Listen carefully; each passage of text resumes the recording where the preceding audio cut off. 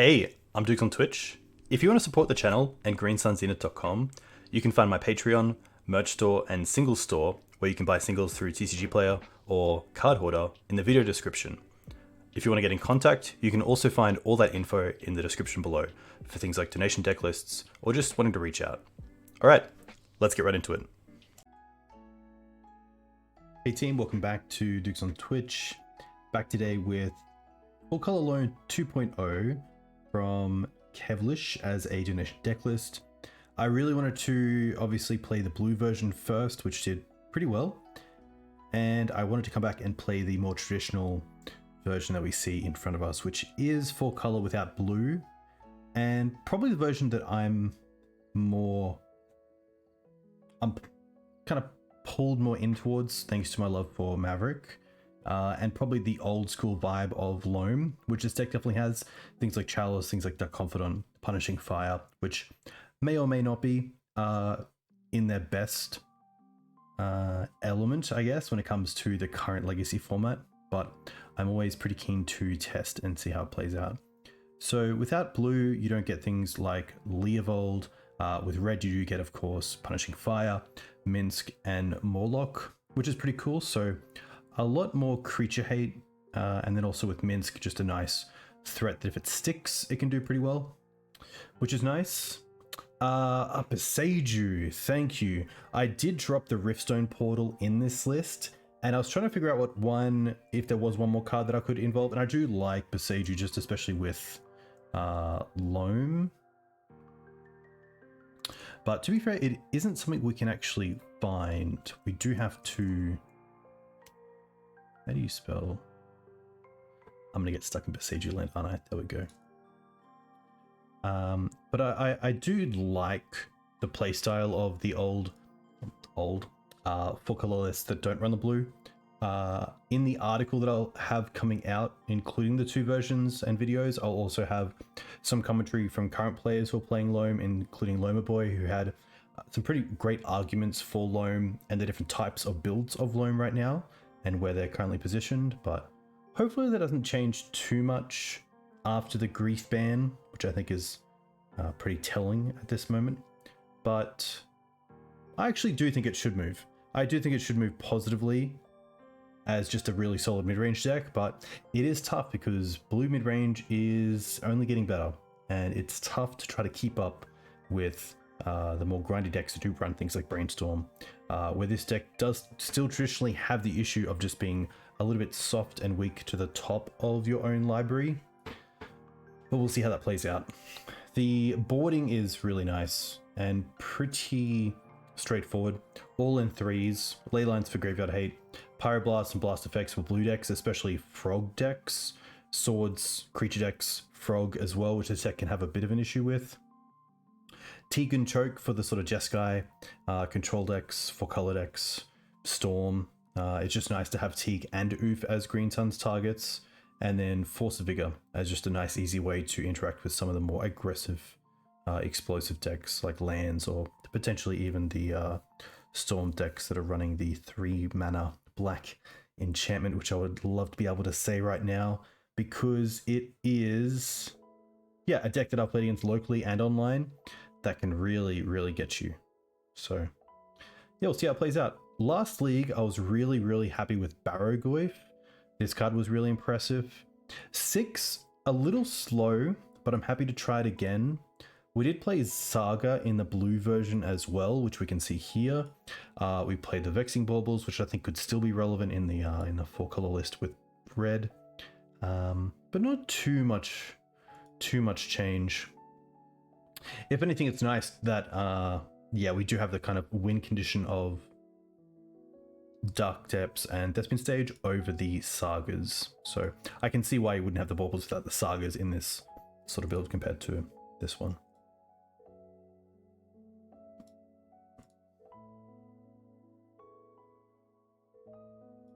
Yeah, Frog's probably the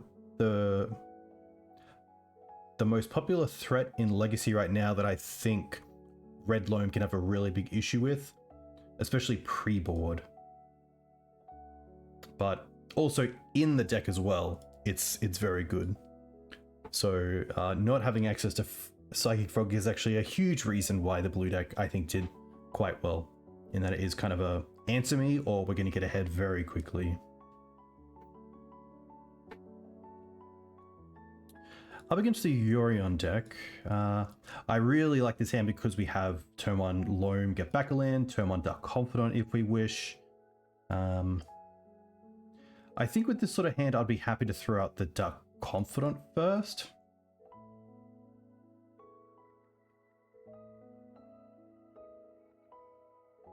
Mox, pitch, and then even if we lose the Dark Confidant, we have Loam the following turn. But if this is a creature-based Yorion deck, having Punishing Fire and Grove is really nice. But I do like that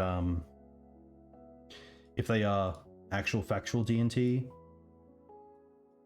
making them have to have Swords to Plowshares turn 1 to beat the Dark Confidant is pretty nice for us. Let's go for... I'm just going to get the Taiga here. Taiga just because it works well with the Grove.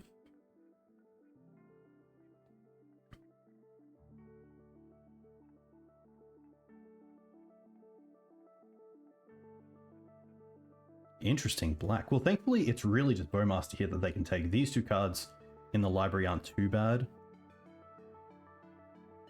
In the graveyard, I should say. Kind of Thoughtseize prone. Or Thoughtseize... It's been a long day. Okay, they take the Bowmaster. So we are going to get some value off the Dark Confidant, which is really nice. Okay. I am happy to get back both of these with the Loam. Probably play the Grove. I could also play the Windswept Heath to make sure we hit next turn with the Surveil land, so I think that's going to be the play.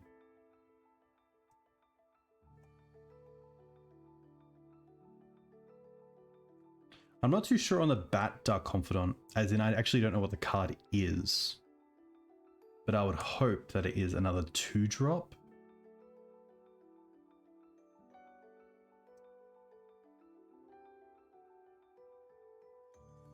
Bob doing some work. They know about the Punishing Fire, so I assume here they don't get Cauldron. Sadly, they don't have pre-formal wear online, which would be pretty decent here. Lion Sash, nice.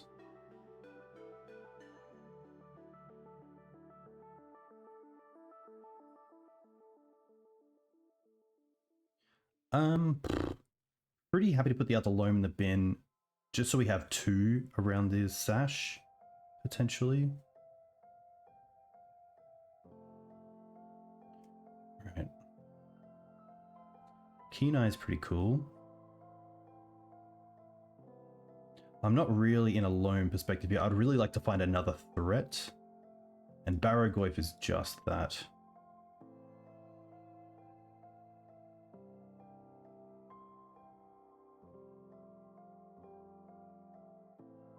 So let's start with Punishing Fire and Stoneforge, play the Grove,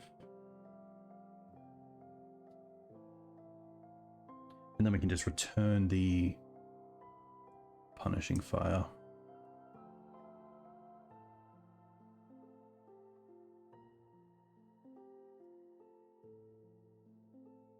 Dodging Bowmaster is nice, but I would say the deck doesn't typically have too much of an issue against Bowmaster.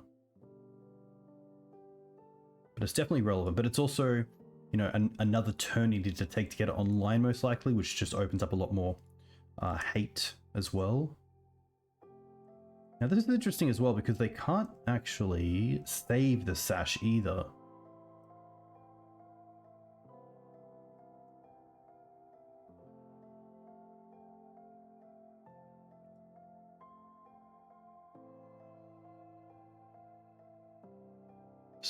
Start with Punishing Fire. Need a Loam. That's fine. Play a land. Play the other Dark Confidant. Which, you know, greatness at any cost.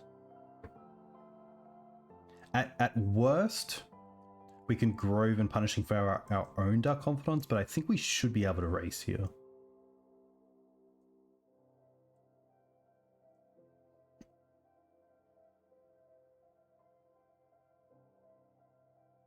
But thankfully, just a really nice matchup in game one for Punishing Fire, and a hand with, you know, a great Punishing Fire hand.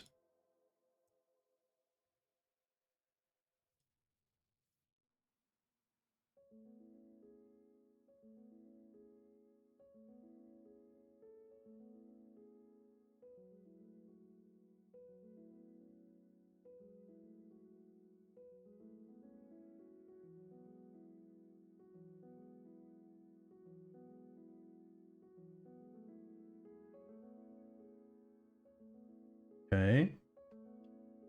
Okay. So again, let's start fire.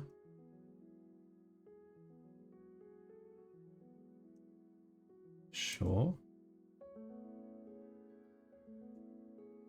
And then I think here it's going to be the Barrow.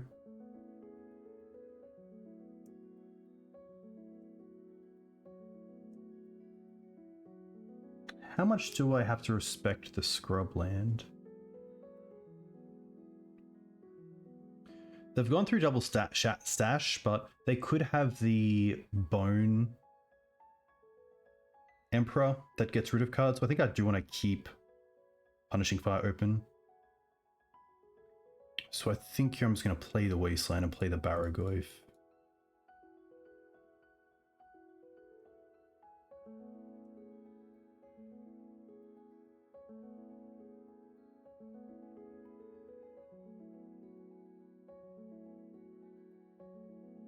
Like Batterskull isn't too bad here because we just have double Punishing Fire. Okay.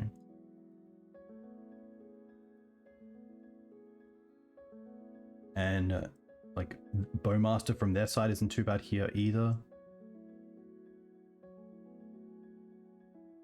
Land. Land, very nice. Okay.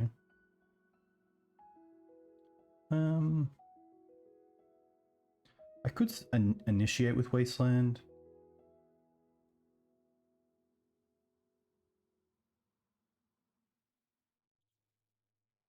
But I'm probably happy to attack and just see what happens.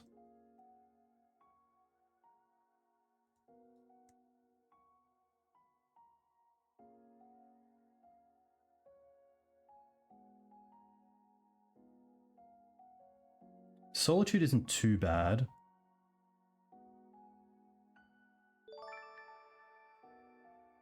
Hey Pat, too kind. Hope you're doing well. Thank you very much for the gifted subs. I very much appreciate that. I believe you have a Highlander event coming up, which is pretty cool. This deck is pretty cool. I do enjoy it. Okay. We're definitely getting rid of the Solitude before blocks.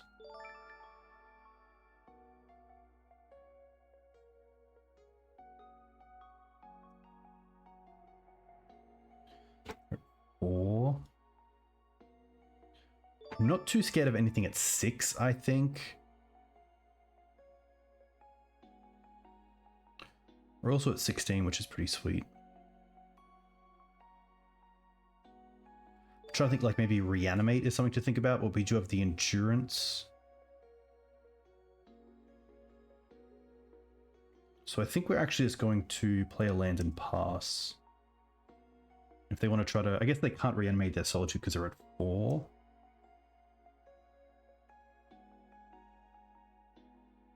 Okay. Looking back as well, this Wasteland is a little bit... probably should have used it because we still have 3 mana left over for Endurance, and we also have Grove left over for the Punishing Fire, so I think using the Wasteland was just correct on my turn as well.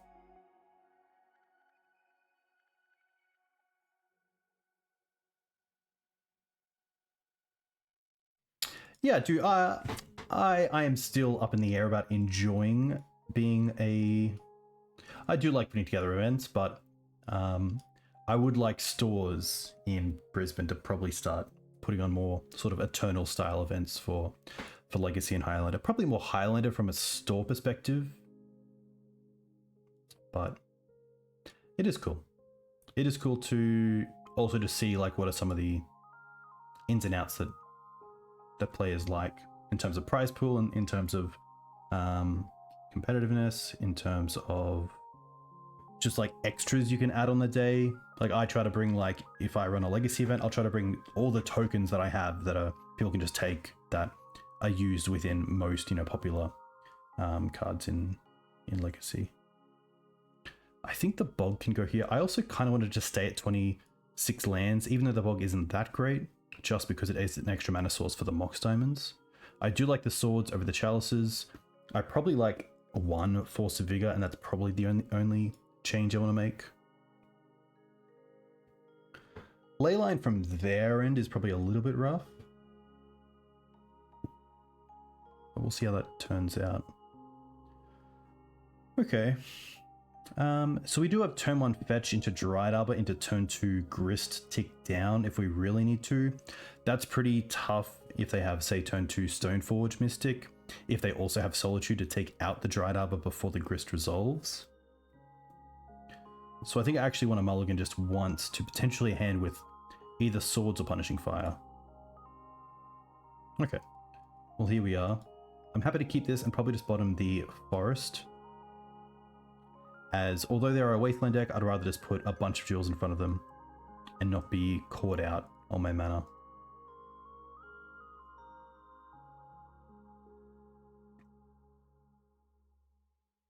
That's actually pretty sweet, but I do like the thought of being able to swords on their turn.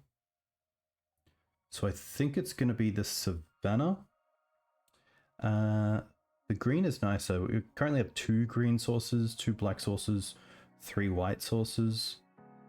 I do like green because of Loam. I think it's just going to be Scrubland. I'm trying to think of ways where potentially I could untap and play like Green Suns for Dryad Arbor and Wasteland by playing the Savannah, but we can't draw 2 cards in a turn, so I think we should be okay.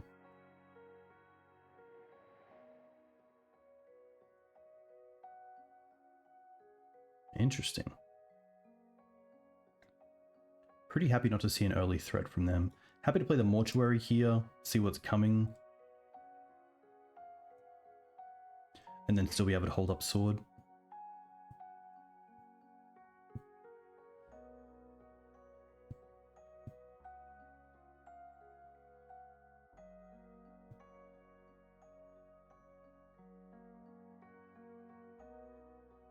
I can only assume this is black-white D&T.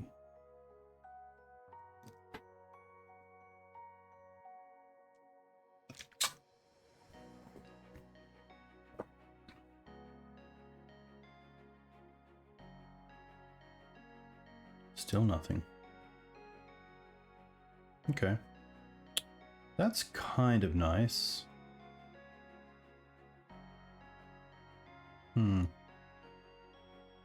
I don't mind getting red out of the deck and then holding up white here. Oh, sorry.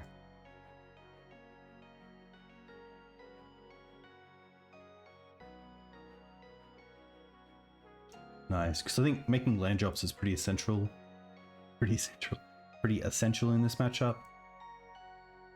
Just play resources.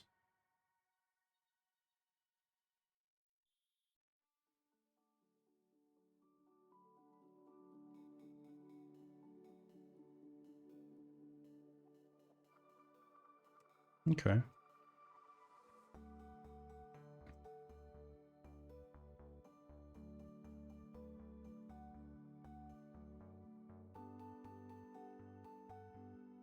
At least we've already got some value back from that. Interesting. Tried to cast something potentially. They might even just want to gain a life here. No, they hold up the white as if they have removal. Well, I guess we can spot check that. If I tap like this, I can still hold up Decay and Sword. And also potentially get Dryad Arbor if I need it. A Sword on the Dark Confidant wouldn't be too bad either. Because swords are just so good at removing some of our bigger threats, whereas something like a Bowmaster potentially won't be able to kill a Knight of the Reliquary. Or something of similar.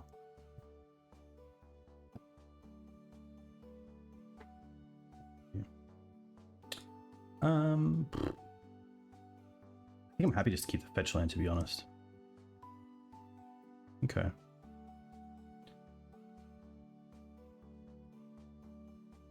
I don't want to show the Karakas in case they just untap and play the Yorion to have a threat.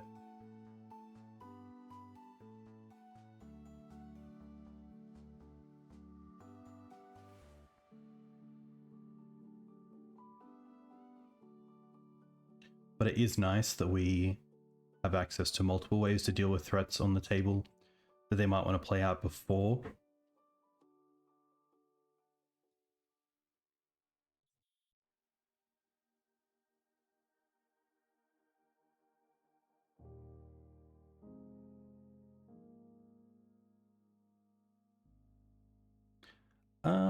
Honestly, here I'm pretty happy just to tuck this swords back into my deck.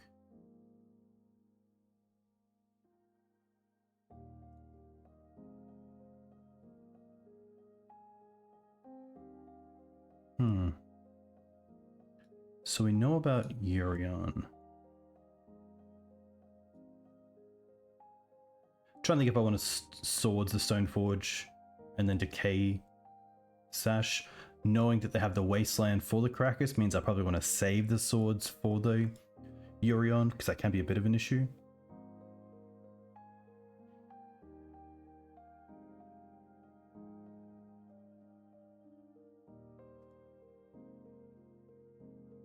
Could give them more land, but I also give them the swords. Yeah, maybe I don't need my swords.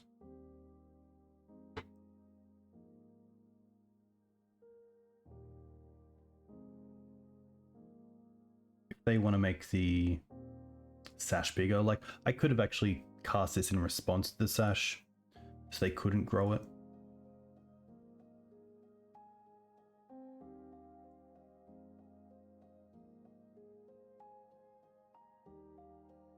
They could also think this is a bait.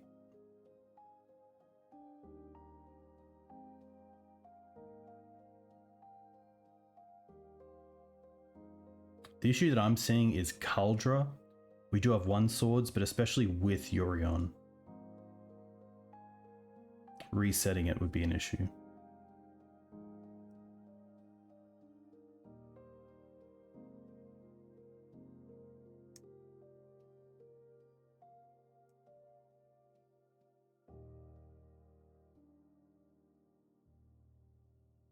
Yeah.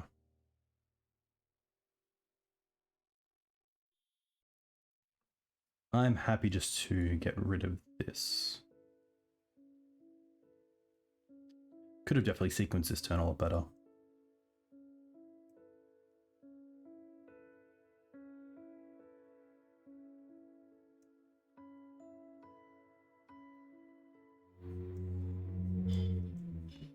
I'm going to hold the Land of the Mox here. I kind of like these as unknowns.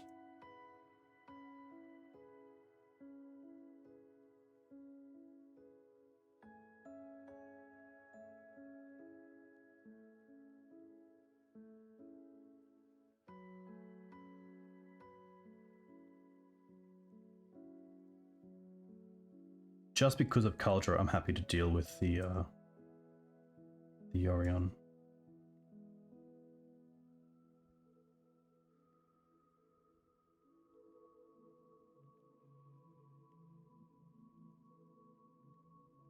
Okay.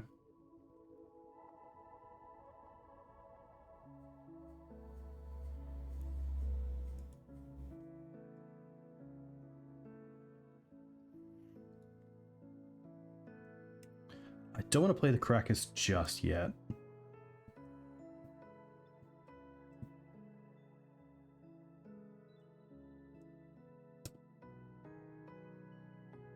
Look at that basic.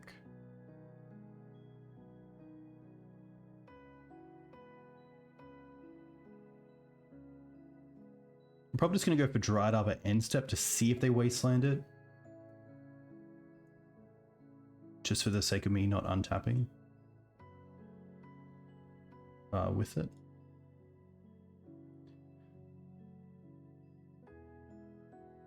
I currently only have one red as well. Speaking of. Hey, Get Commander, a huge thank you for the raid. I hope you're doing well. Let me know where you just played and where you're based.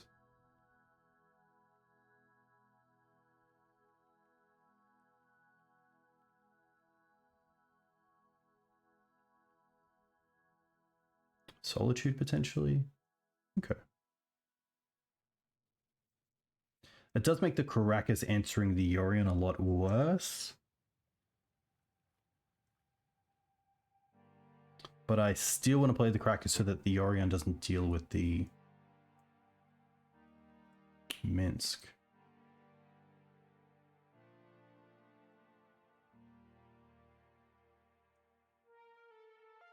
Hey Baron, we are playing Legacy 4-color Loam. A pretty old school style of deck for Legacy. Interesting, they only attack with the Yorion. I'm pretty happy just to jump here. I don't really want to reset the Yorion just in case. So returning the Yorion, they have 5 mana to recast and then 2 mana left over. If the 2 cards left in the deck is something like a Stoneforge and they get to get double activations off that, that's pretty rough. So I think for now, we're just going to hold off.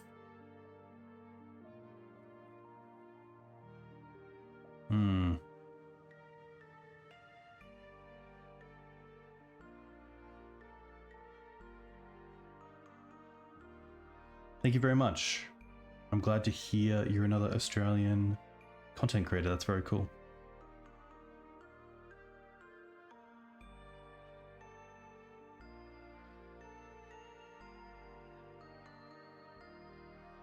Interesting. Okay, they're down to 0 cards, which is quite nice. And now the Minsk is going to go up to 5, which means it doesn't just die to Yorion.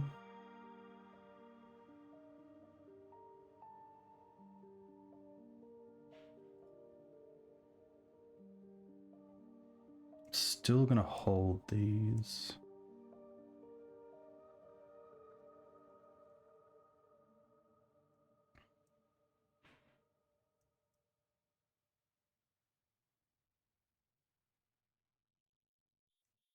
Alright, they're going to try to thin.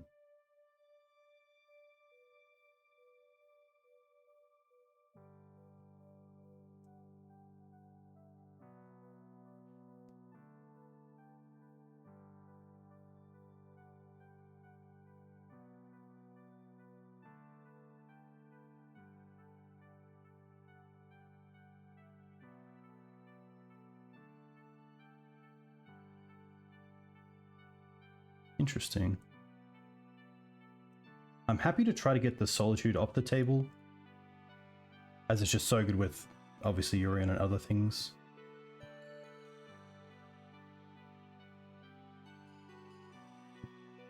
I think if it's a land, they should just keep it. Yeah, see, now we just have total information, which is really nice.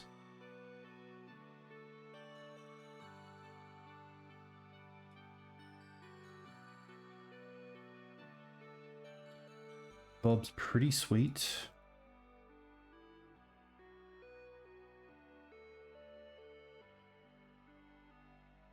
And now we get to put them in a situation where they kind of have to attack the Minsk, but also have to think about lethal being on the table nearly as early as next turn.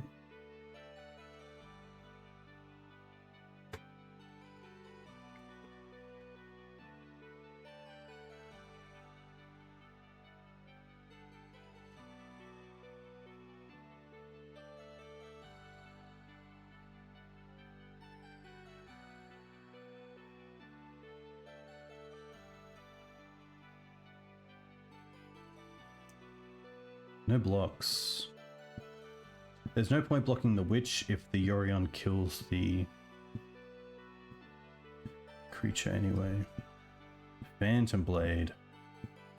That's pretty good. I wonder what they get rid of. Interesting, they allow us to have the Dark Confidant.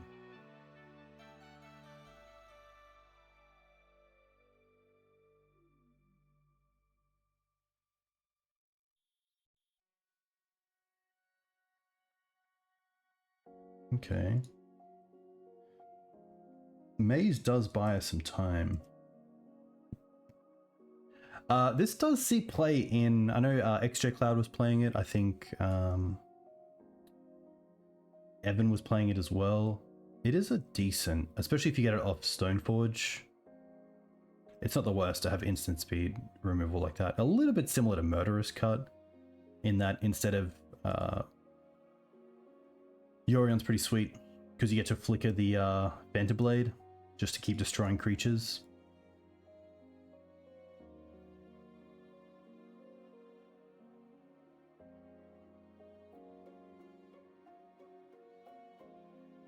So I assume here they Karakas their Yorion,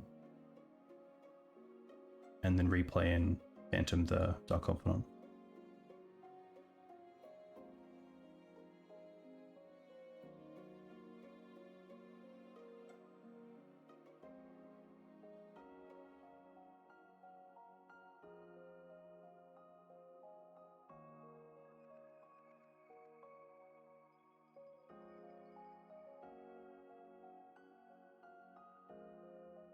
Grist right now doesn't do a whole lot. The Dryad Arbor's in the bin.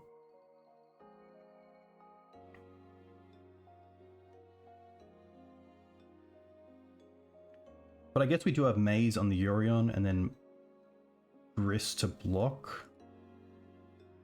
So I actually don't mind it. Oh, and what we could actually do here is Grist tick up and hit Punishing Fire, which currently doesn't do a whole lot, but it is the start of something.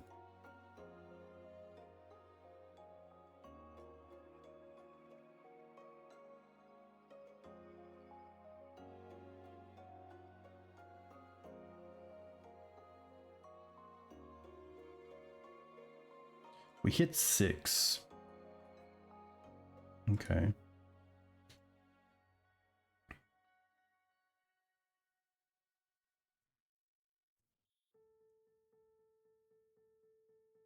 But in this sort of like mid-game to late game, Yorion with Karakas is just so strong.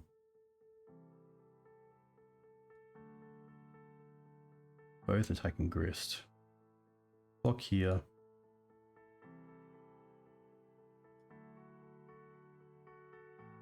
Ah, it's got Menace, of course.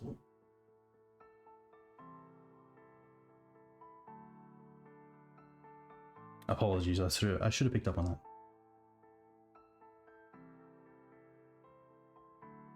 Okay. Mum is going to be an issue. Ooh, another Minsk. They do have the Karakas though for the token. So I think we tick up first. Hit a Verdant. And then we can Minsk throw a token.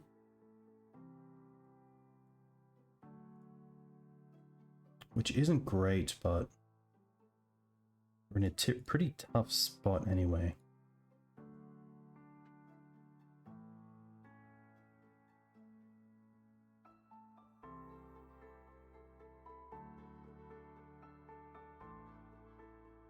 So they can respond to the ability here by using Karakas on our tokens. We can't throw that.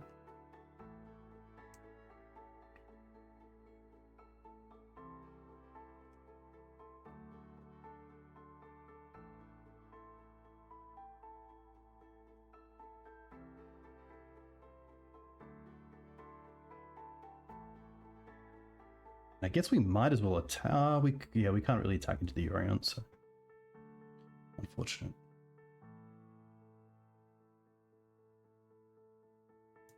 The other small issue here is time, especially on game 3. They currently have 4 minutes. They get to take out at least one of the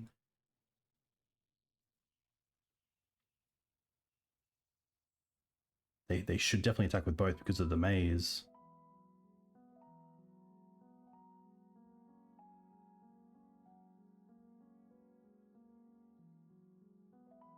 Yeah. Minsk and Minsk. Ah, both at Minsk. Interesting. They really want the Minsk off the table.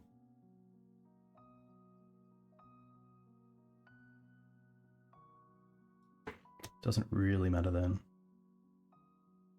Actually, doesn't matter to use the Grove at all. This is interesting because it does give us an access to potentially.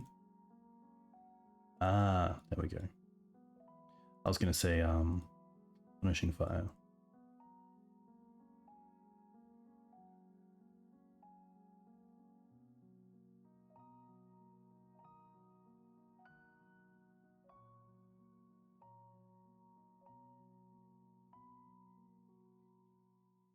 Green Suns here is pretty interesting.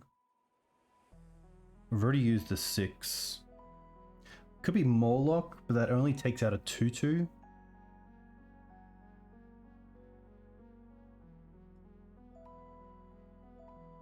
I think we actually just concede here because we don't have an out to Yorion bounce the Skyclave. Pretty happy just to run this back though.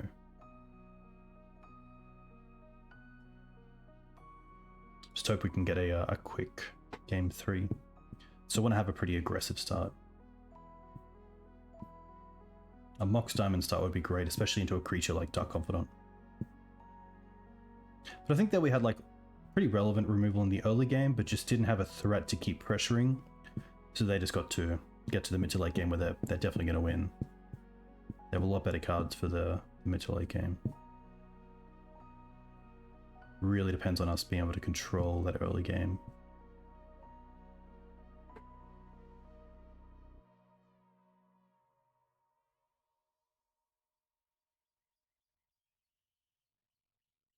I don't mind it. It's a turn 2 Dark Confidant.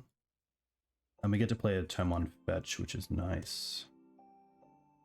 Just to play a little bit around Wasteland.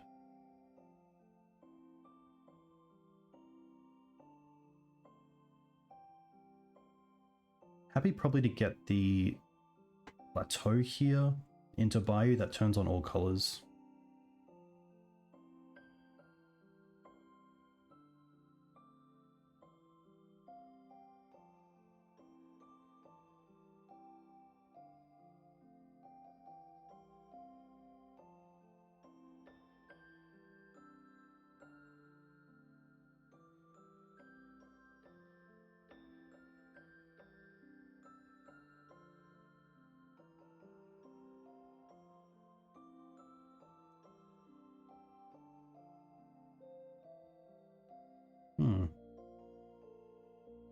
I think here I kind of like just getting the Knight online.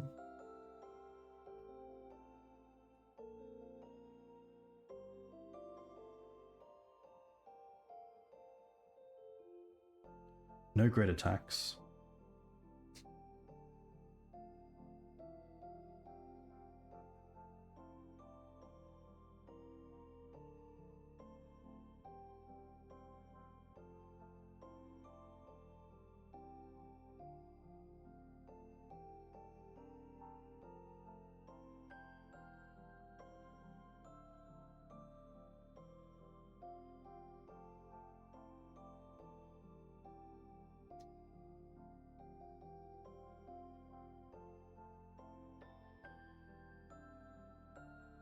Okay, that's a start.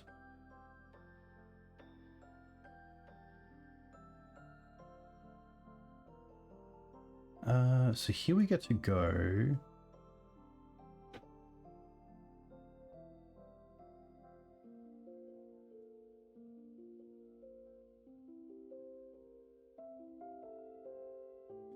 Swords Mom. Protect. I guess if they have Solitude, I should have done it the other way around in getting Mawloc, because now they can actually just save everything by getting rid of the Mawloc before these fight. Okay. Happy to get a little bit aggressive here as well with the Bob.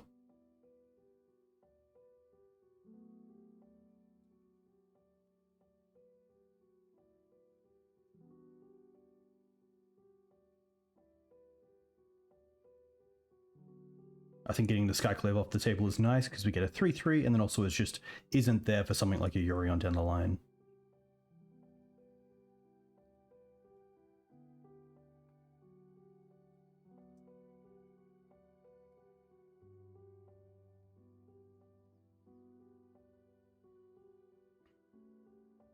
Haven't seen a Flickerwisp yet. I would assume they're running some number of Flickerwisp. Okay, there we go. There we go.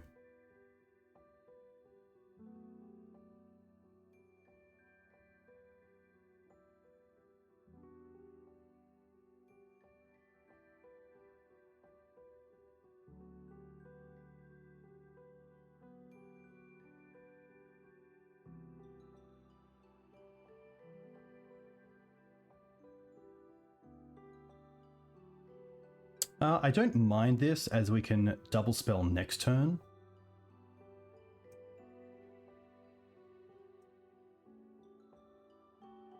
I'm also happy just to... Well, they're going to block with the Flickerwisp. Okay.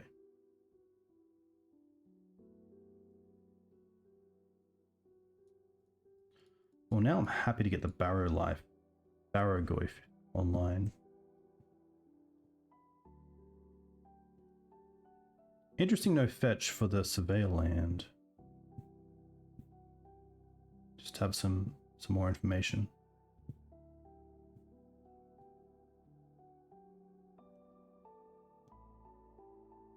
They might get rid of the Grove here and then target? No. Okay.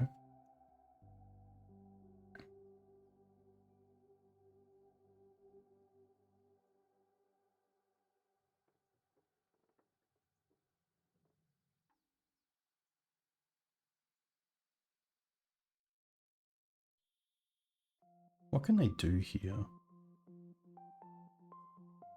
I'm happy to see what they can do. I assume it's adapt into Skyclave potentially?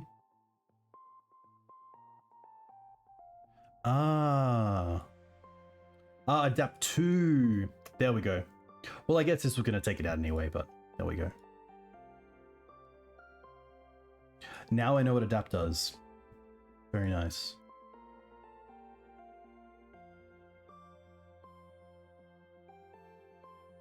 But yeah, I think maybe just it was the keep. Keeping a hand with only one piece of removal is pretty tough. Against that, obviously, deck that goes wide, so... A good lesson to learn.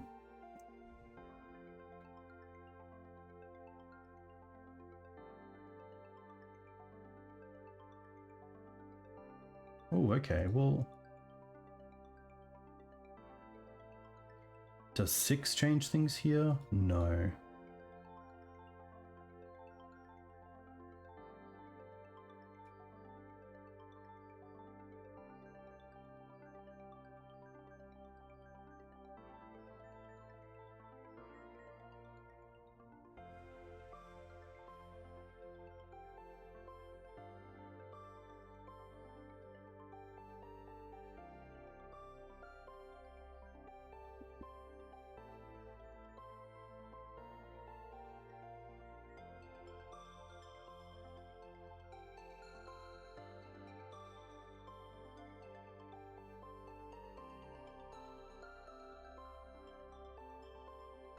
Pretty happy to take this. Wow, they didn't attack. I did not expect that.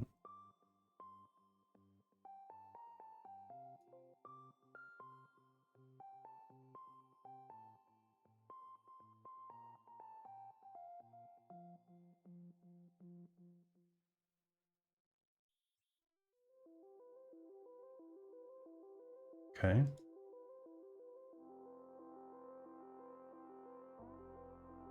Interesting, to say the least.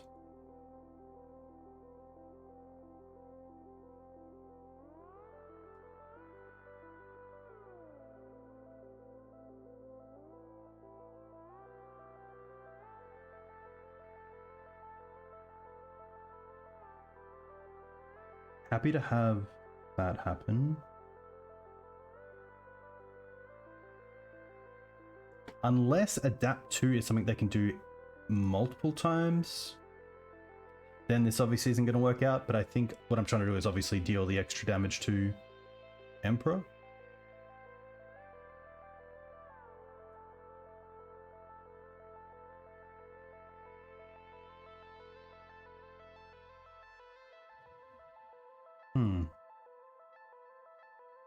Can only adapt once, there we go.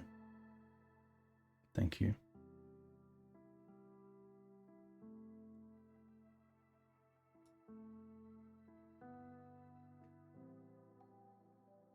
Ooh. I kind of like ramping here.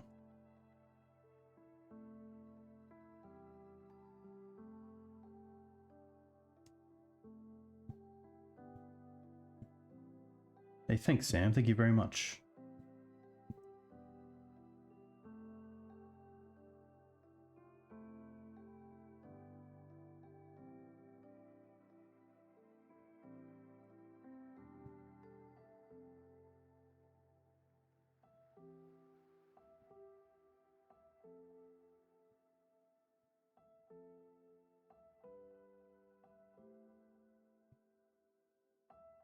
Or if they flicker it, yeah. Okay.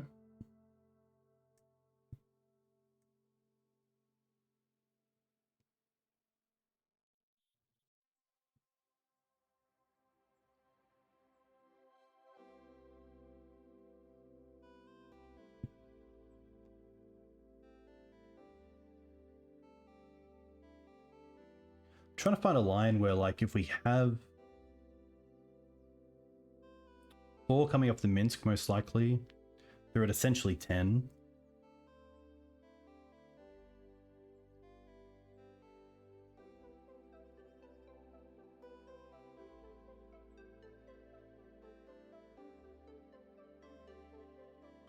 Happy to sack this.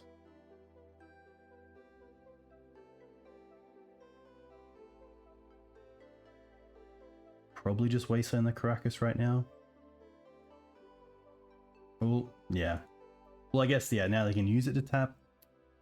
Sorry. A little bit rusty here, let's be honest. They might also hold up the Karakas here.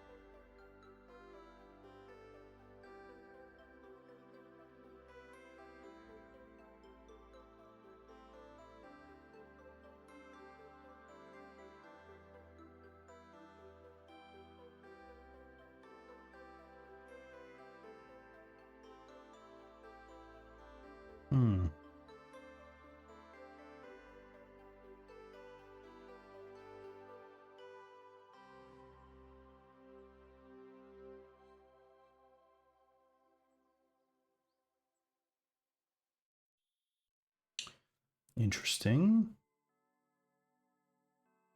We know about the blade. There's nothing too tricky we can get here. Shifting is pretty interesting.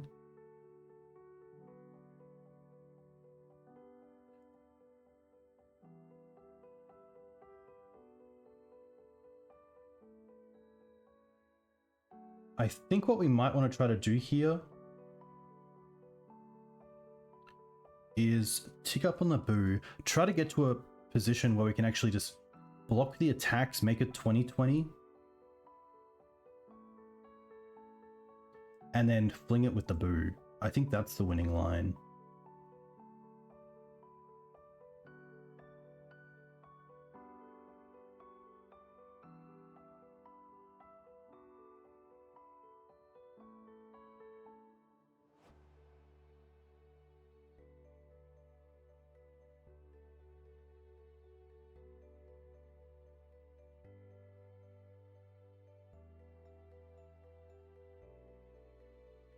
Emperor's fine.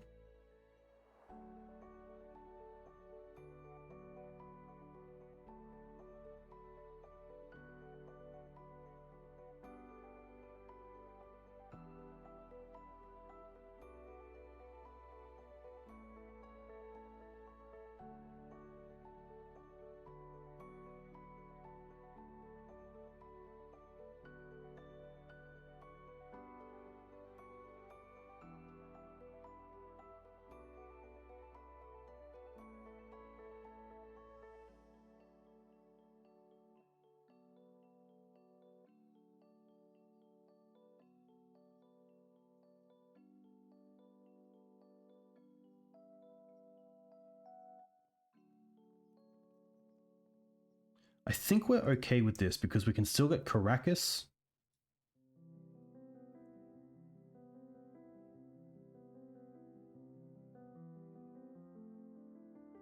Or Maze. No, I think Karakas is yeah, I think it might actually be Maze. Just because putting it in the hand is obviously quite good.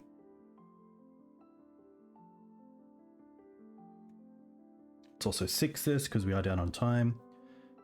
We really want to try to hit one of the Dark Depths pieces off the Dark Confidant here.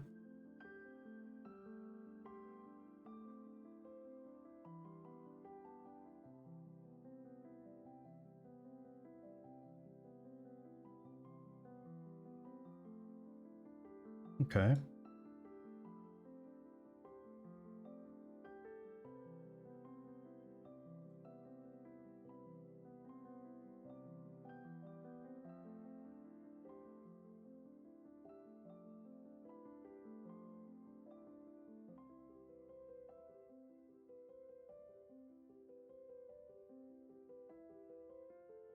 I think then we're just trying to do the same thing. It's a little bit odd, but I think we want to do it now to be able to 6 into I guess they can eat with endurance. That's a tough one.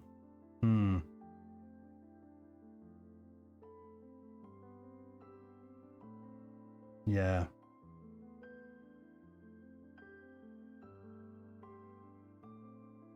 Yeah, I probably shouldn't have floated.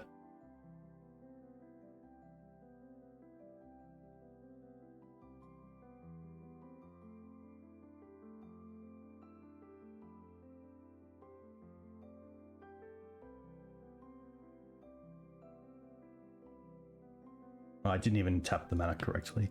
Oh, I played a land. I played a... Yeah, I'm just gonna concede. I think I just did a lot wrong there, but I should tried to have gone towards. Yeah, there's my removal. Should have tried to go towards a Dark Depths line. Tough. I think it's just a case of the red clock getting to me a little bit. But yeah, a lot going on. I was trying to even think if like the knight could get big enough to be thrown, but the thing about putting the Yorion back into the hand is that it's not a blocker, which is a 4/5 is very good. Thanks, Brad. Too kind. Hope you're well.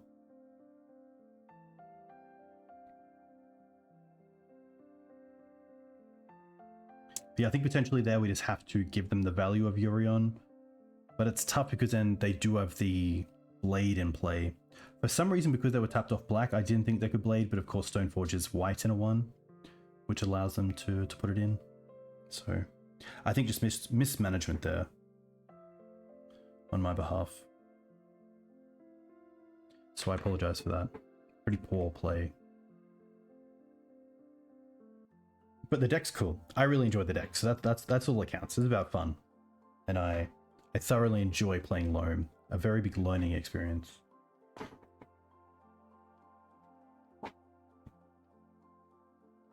And that's key number 1. Key number 1. Are you having fun?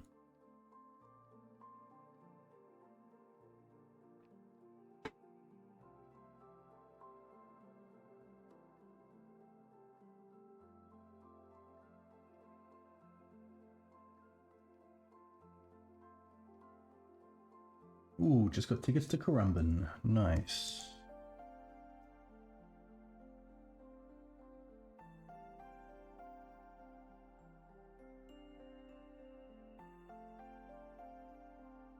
Alright. I think the issue that I sometimes have with Loam is that I want to take my time, but also Loam is a very grindy deck that you don't always have the time to give. That's where I need to find a good balance, and you're only going to get that from playing the deck more.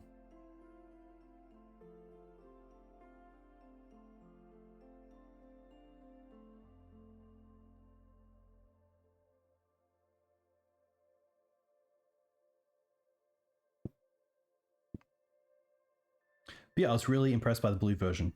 And I think in paper, when I get back from my trip, I'll definitely be trying out the blue version. Because it does have some really cool things in it. Like, obviously, Psychic Frog along with Loam is so good because A, it fuels the discarded card, and it also fuels the exile, which is cool. The Uru is nice from like a life gain perspective because you're running the Keen-Eyed of a Scavenging Ooze, but it isn't the biggest thing. I did like running the Cephalid Colosseum as well, especially with both Leovold and Orcish Bowmasters. That was kind of cool.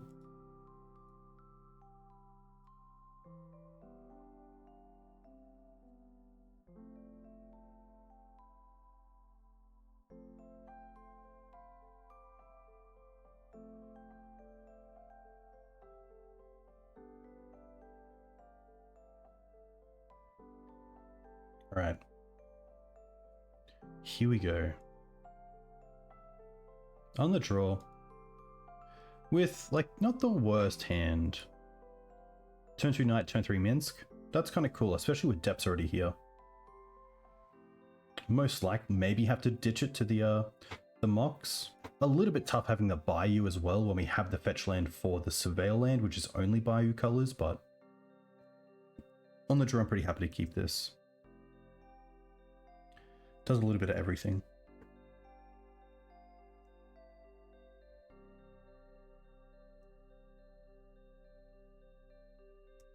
Delta for me kind of screams blue-black. Obviously, it's a blue-black fetch. But this just kind of makes me feel like it's the Entomb line. But they didn't do anything end step, which is very interesting. Wow. Okay.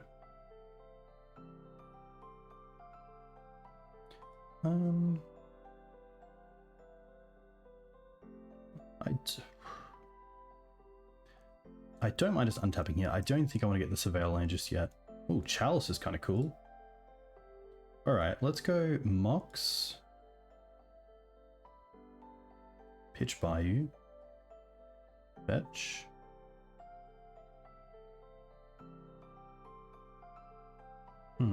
Probably Savannah here. I'll play the Grove. There's a little thing here, so I do want to play around days, so I will play the Grove, but I also want to be able to respond to an Entomb by going like, cast Chalice, they cast Entomb, let the Chalice resolve, we cast Bog, but I don't think we have that luxury, unfortunately.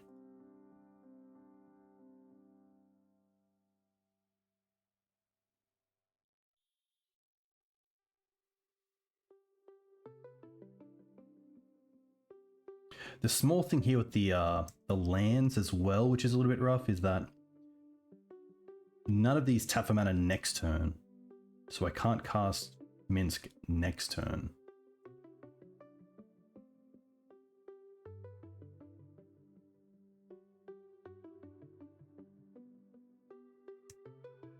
Ooh, okay. Did not expect these colors. Let's see, it's like a bug style deck. Okay. Possibly a Murktide deck?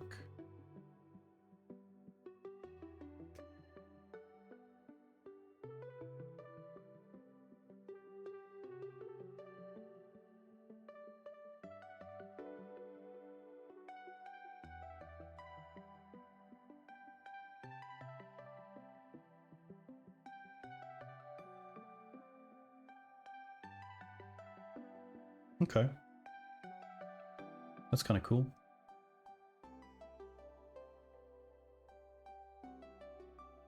I think at least here I'm happy to play the Bog and then play the Knight. Although if we pick up a land, playing the Minsk around Bowmaster to some extent is pretty cool.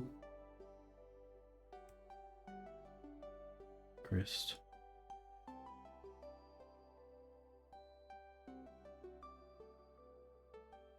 To be fair as well, I think we should have just cast the spell first so we can hit, like, say, a Force or a Daze as well. Like, the Bog was never paying for anything, so yeah.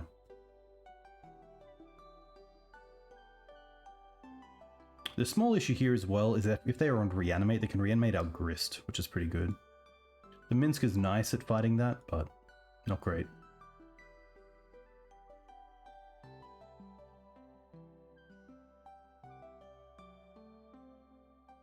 And like another Withbloom command here, taking out the Mox, getting back the Wasteland's pretty sweet.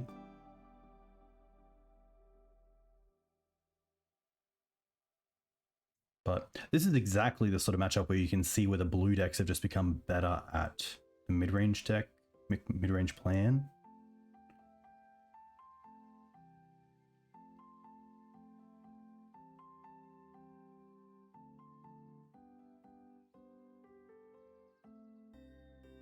I will play the depths.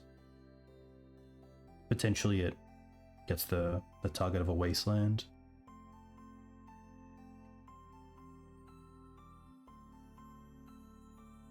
Seeing the Witherblooms though make me very happy about the chokes in the sideboard.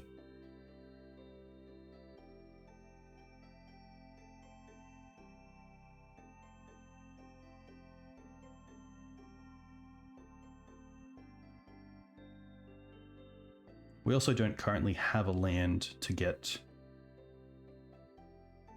you know, to use the Knight.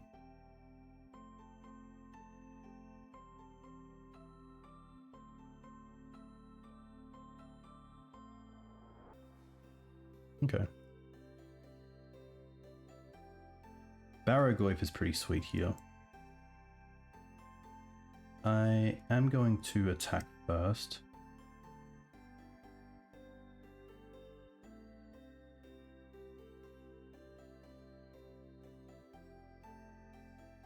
That's fine.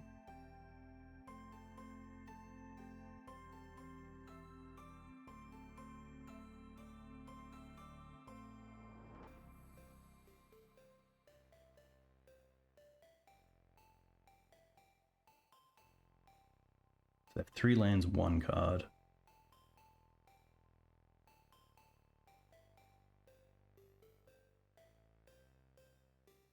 I assume they Dreadsheet to get the Uro in play.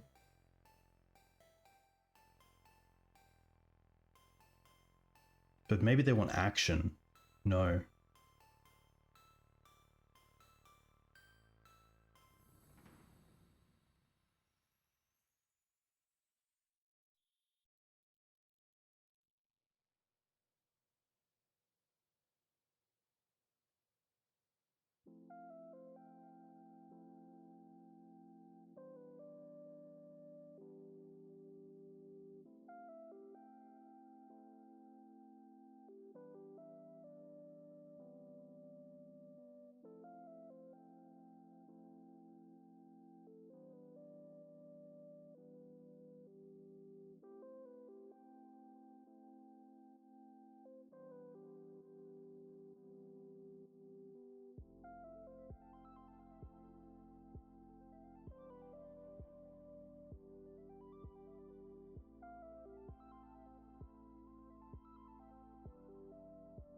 Interesting, they go after the depths.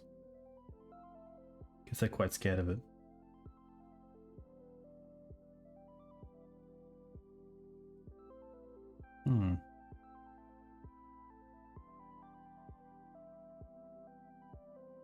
Don't mind just playing the Bob here.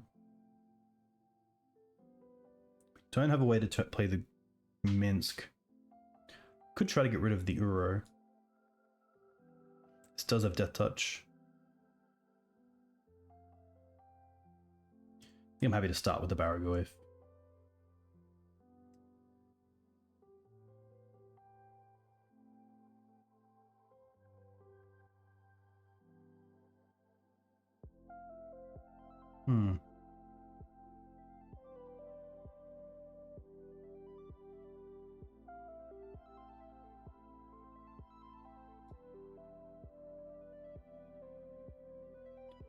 fucking Bowmaster.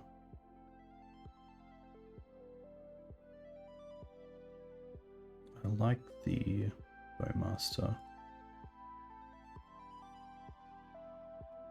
And I like just casting it now to play around Hardcast Force.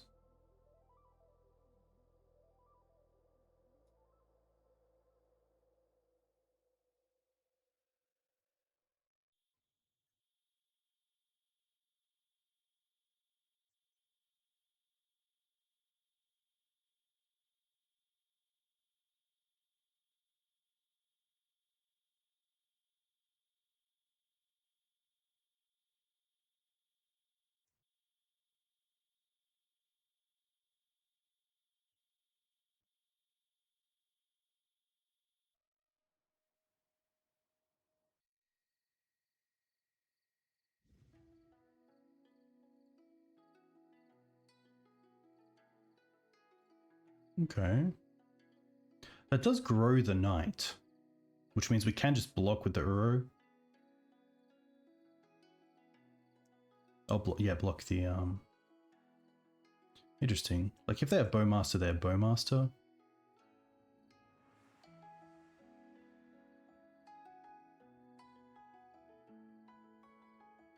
Is it worth it? Probably not. And so I'm probably pretty happy here just to block with the token.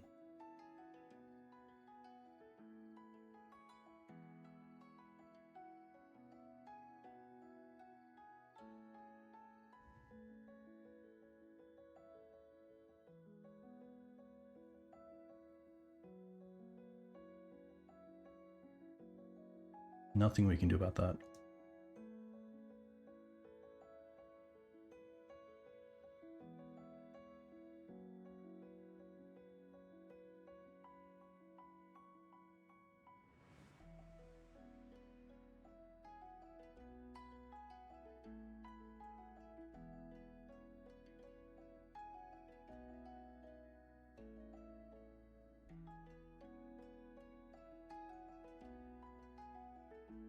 Ooh, I can loam.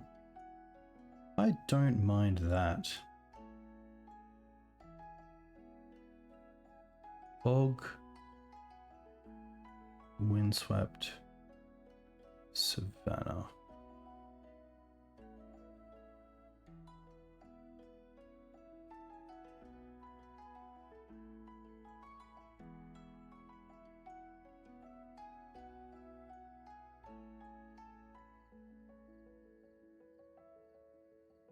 Days is fine.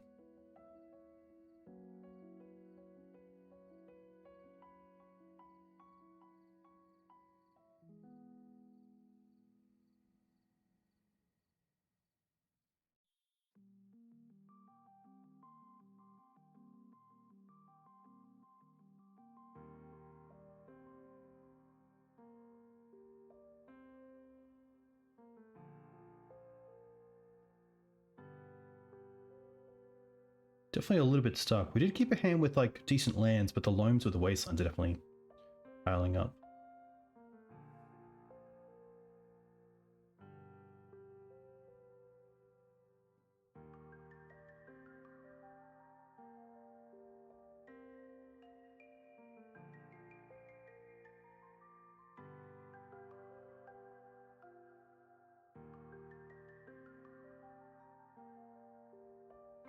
Meant to block there. Did mean to block.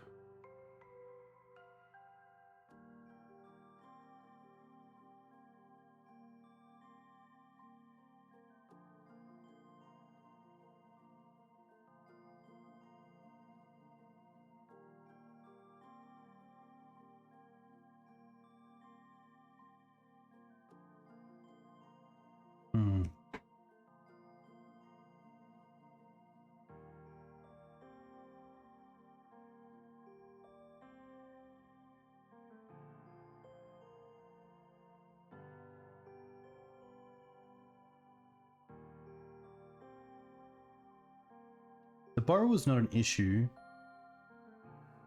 if they don't have an answer to the Bowmaster.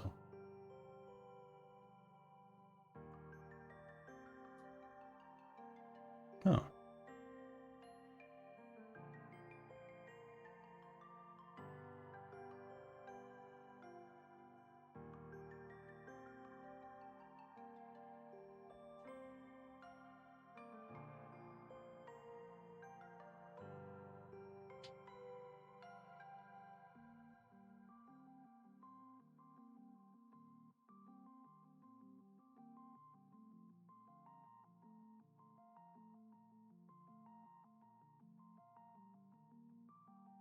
Tough one as well, because I don't really want to bring in the like ley lines for this matchup, but I do want to have some graveyard hate.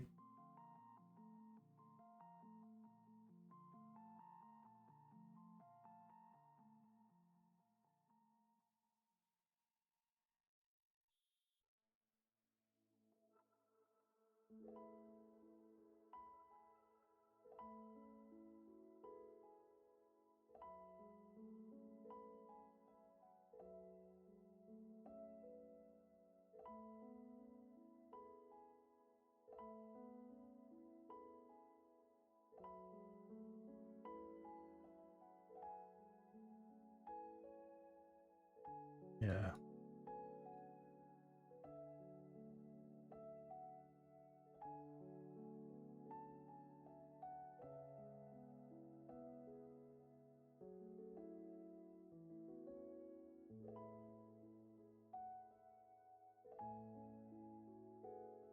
Okay. Obviously swords aren't there. So swords should definitely be here. The blasts are good. The chokes are good. Probably don't mind dropping on the punishing fires. Hey XJ.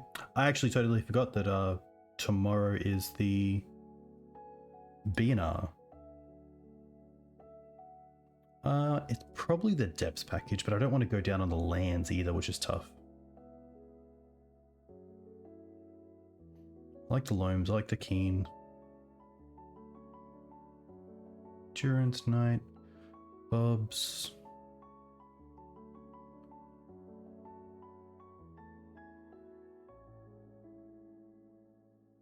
It could be the Punishings. I do like having one in the deck.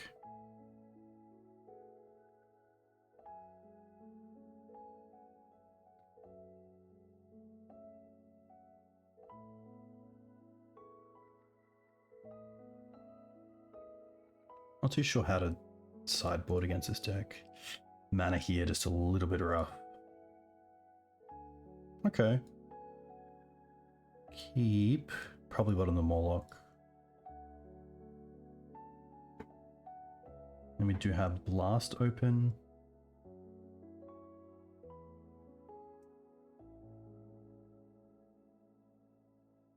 The issue is that probably next turn I want to play the Bog. Unless we draw a land here, just to be able to get a land. See what's happening off on the top. But there is a thought of going like fetch, fetch, and then playing a land off the top to jam the knight.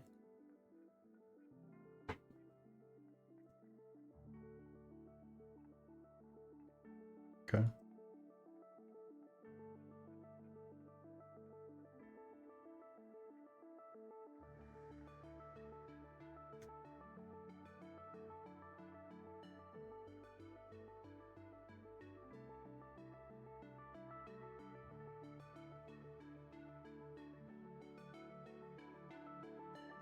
Probably want to get Plateau with that Windswept. Okay.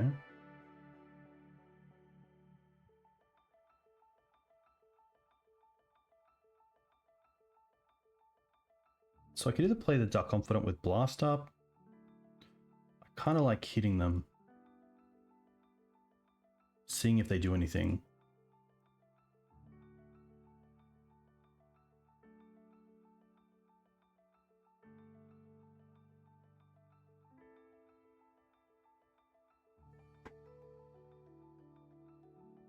Tricky as well because like I kind of tunnel visioned on the Dark Confidant, but I think blasting there isn't the worst if we're going after their mana on the Brainstorm.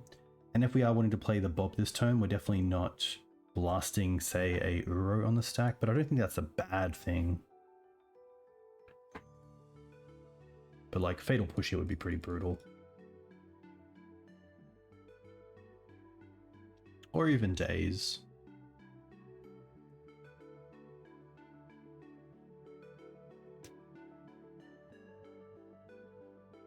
Yeah. Huh.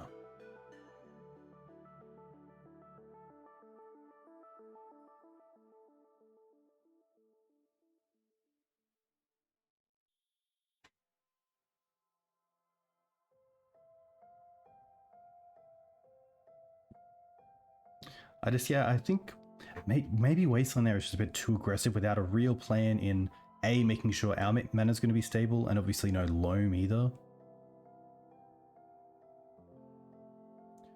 But I do like taking them off Bowmaster as like an out on our turn to deal with the Dark Confidant.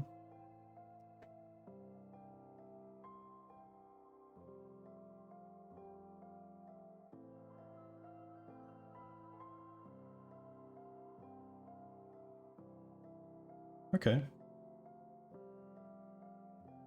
There it is.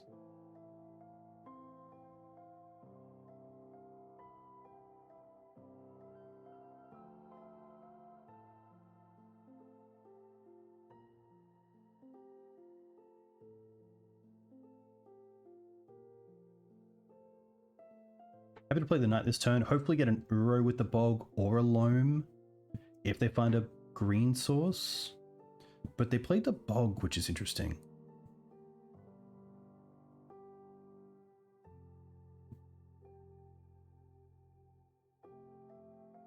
Just that feeling of want to being able to untap with the blast open makes me feel so much better about everything in life. Not just this game.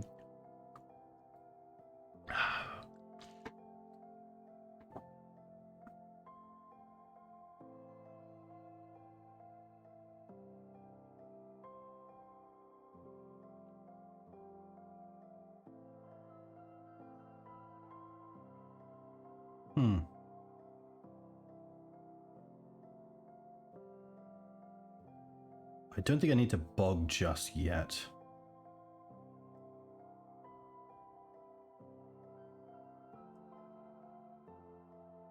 I guess Bog means that next time we can definitely Woodland into Knight without the Knight being tapped, which is kind of cool. We're also not in a position where we can like really stop our opponent from being able to build out their mana that I don't think I want to blast this. But it's interesting.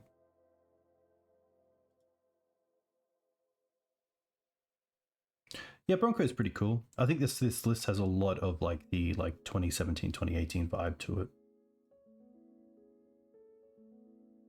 I think if I am winning this game though, it is going to be potentially hitting their mana in a way they can't come back from it. Or like them forcing this blast and then not being able to force an actual threat.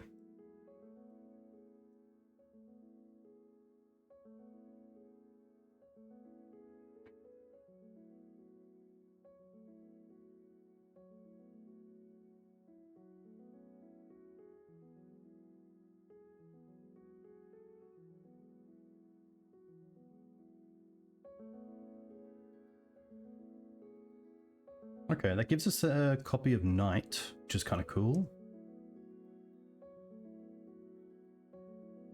Creature instant land. There actually aren't, we can't actually, there is no Delirium. So, little tough there.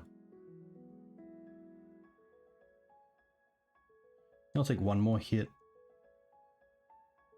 Like, even here it's tough because, like, you know, Murktide is just brutal.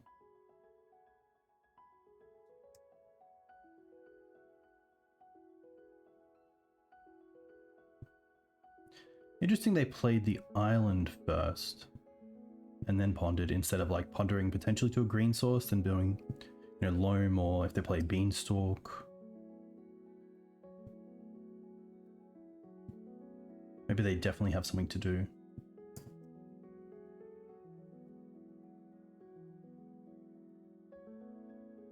But Decay here doesn't feel great. I just want to make sure that if I untap I get to use all my mana. Well, look, I'm going to cast it, but I'm not going to discard because I just want to turn on Delirium.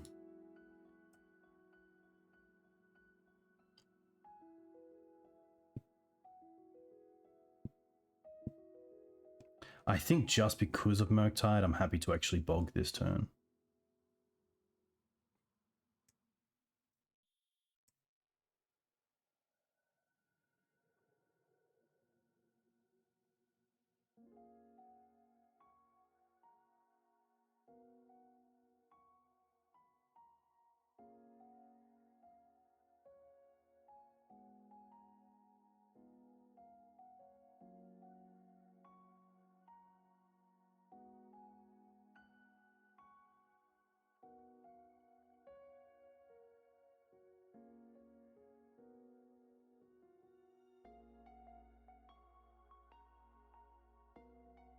Turn on Fatal Push.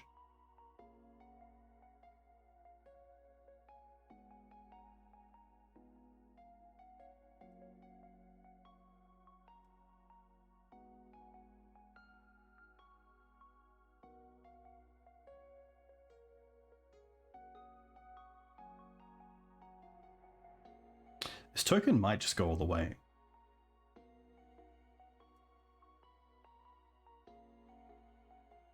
Our opponent really has no need to do anything else.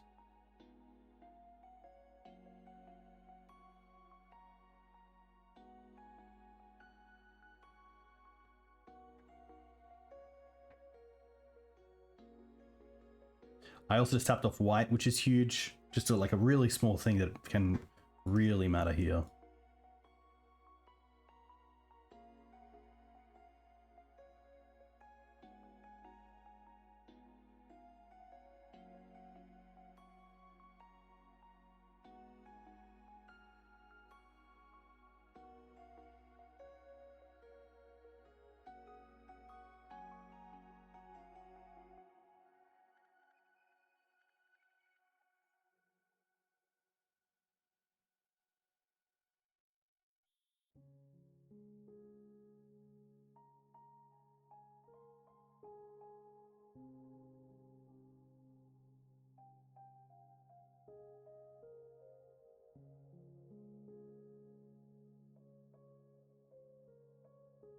Potentially our own Bowmaster is a way to get back into this, but I think we just, yeah. Takes a little while to get there. Tough. Definitely beaten by the better Loam deck. I will 100% admit that. I think that if you are going to play Loam, then the bug versions are pretty good. The, yeah, any sort of Force, Ponder, Brainstorm deck in 2024 is going to be pretty solid. And when mixed with, yeah, the Loams, Uros, Bowmasters, it's quite hard to keep up with that power. But yeah, the Broncos are interesting. Having to attack, like, it relies on a few things. It relies on having to be saddled and also attack. Unless the saddle is only, then your opponent takes the damage, but I do like the Dark Confidant doesn't have to attack. That's a pretty nice piece. But yeah, Bowmaster is going to hit a lot of things, and I think that, you know, making your opponent have to have the removal the turn that you play the Bob is pretty nice. But in saying that, I would say that Bob isn't at where it should be in terms of legacy power level in 2024. Power creep's kind of destroyed Bob's chances these days. But it is fun to play with. In the, you know, there are turns where you just get to untap with it and get some value, which is cool. All right, Larry David. Yeah. I think if anything, potentially I should have looked at the mana base. Like 27 lands is a lot, but it's not the most in a Loam version with Mox Diamonds. Okay. I'm pretty happy to see if we can turn on Chalice.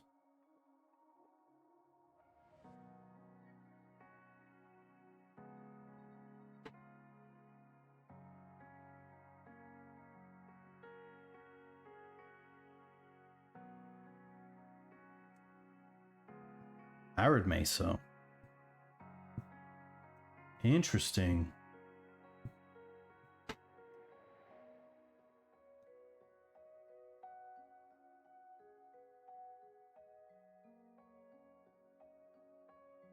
Red black.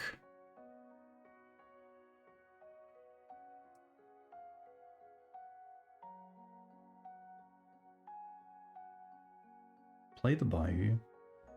Play the Mox. Itch beside you.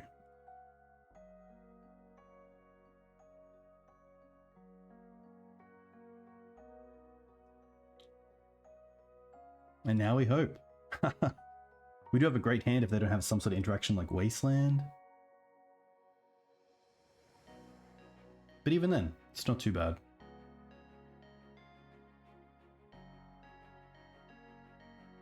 Molten Collapse, wow.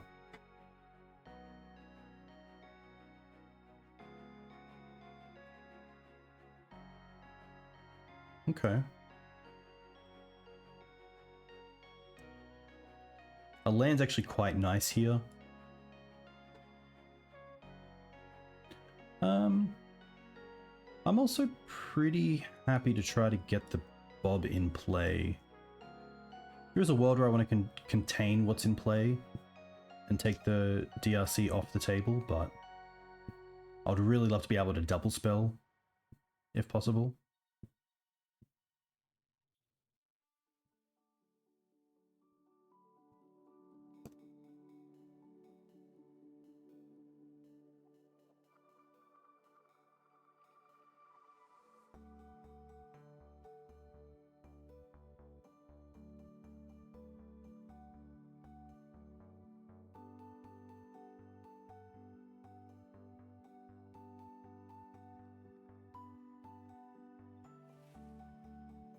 Wow.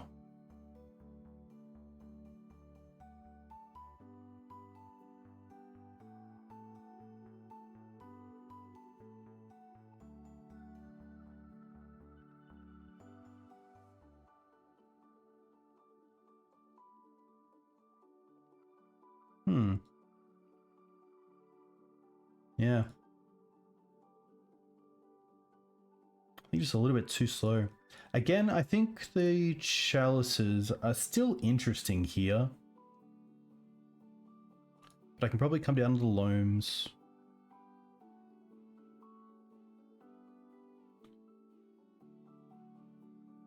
Chalice is a little bit awkward, but it still does something. Black Red aggro is very cool to see.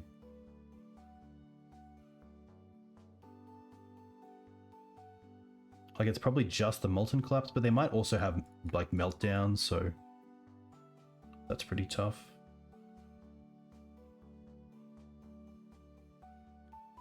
And hey, Catafar.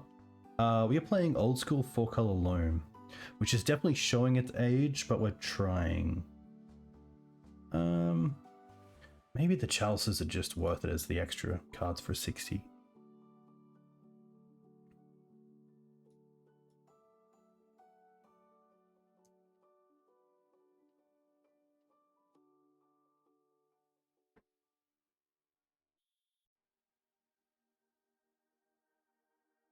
Yeah, Molten Collapse, there would have been... Molten Collapse was really strong.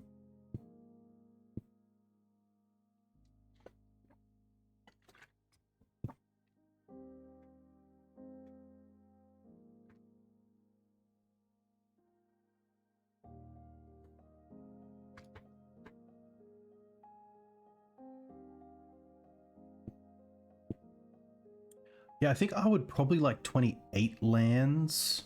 I wouldn't mind a Tabernacle in the sideboard. Like... Cabal Pit's kind of in the Punishing Fire. Is 2 damage enough? Maybe a Saga? Saga finding Mox still isn't bad. Vexing Baubles. There's definitely a few different things you could do.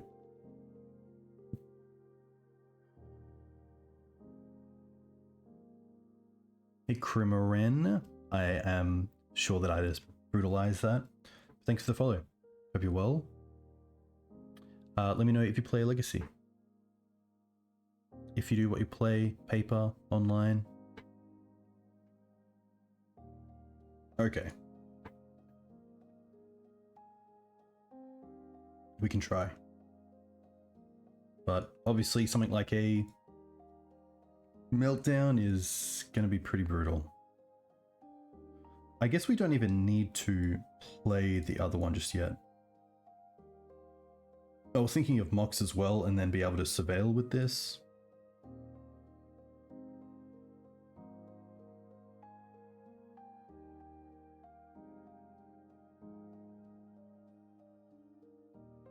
Oh, Bob lives? Wow.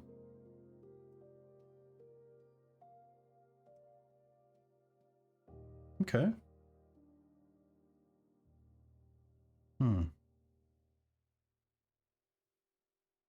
I like holding the Mox because the Maze could be good enough that I want it. And Endurance as just a threat is really nice. But also holding up Decay here is also relevant.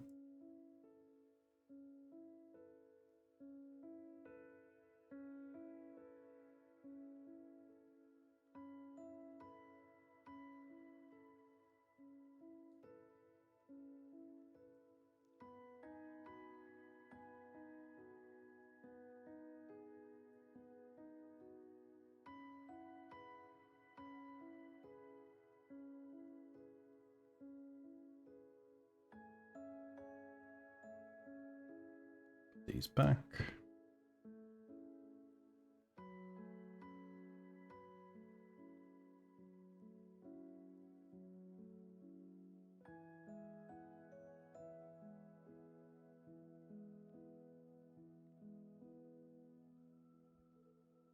I like getting in with the Endurance here and then just mazing it to be a blocker. That's even better.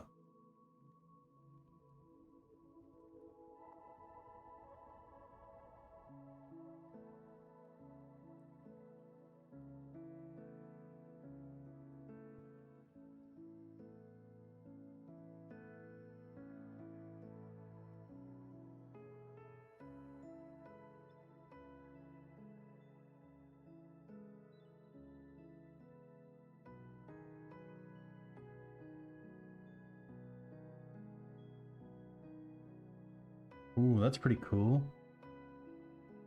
Okay.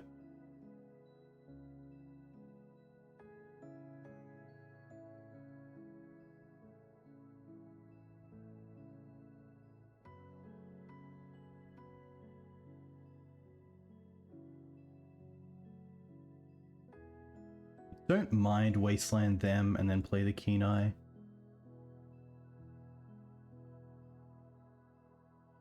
I think that's better than the Mox by itself.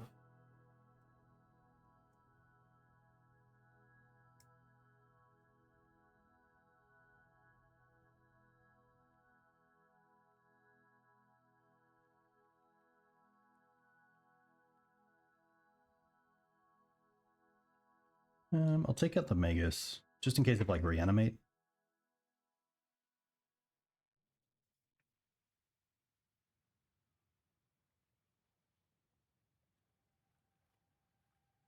The Maze on tap's pretty cool. I think this as a land to get the Surveil land is better than anything else.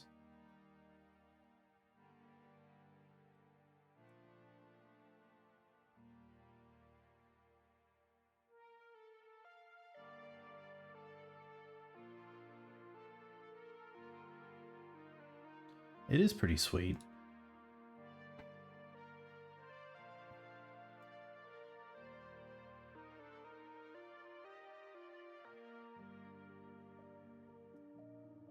Okay.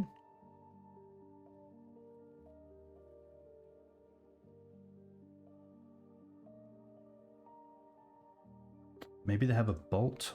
I think I'm pretty happy to take this.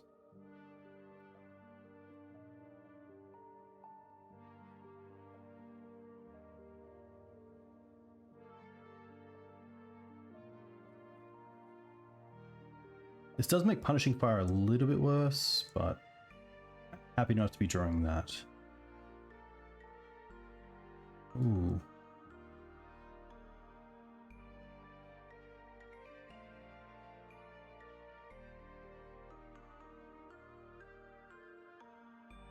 Guess we might as well see if they have the bolt. Let's keep damage going. I guess they could also have another Bowmaster.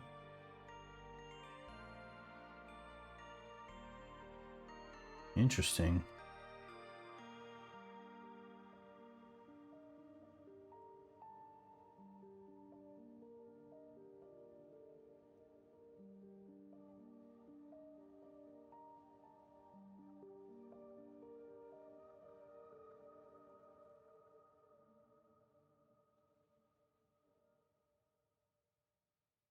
Remove this, which would prevent the damage as well?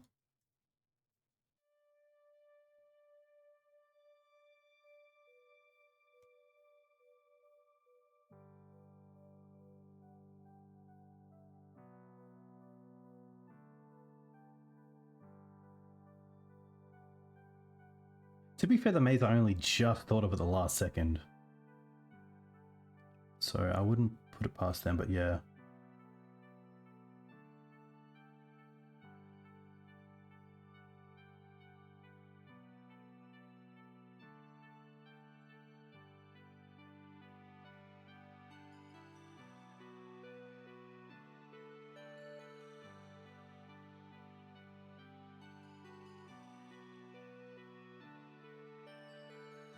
Opponent asking if the maze, if the endurance damage still hits the Nevergoith after mazing, but I said that no, that would make maze a little bit too good.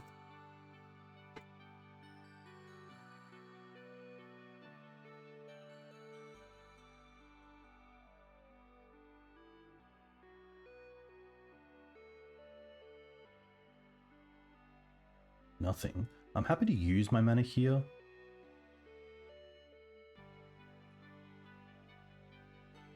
Just take something out.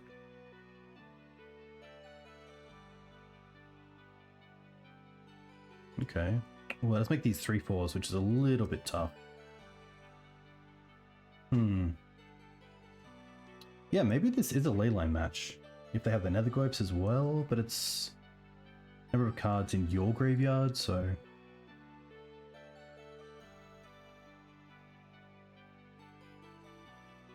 Yeah, if they attack here, now I'm happy to double block. And then see if they do anything, and then if they do, we just swords Nethergoyf.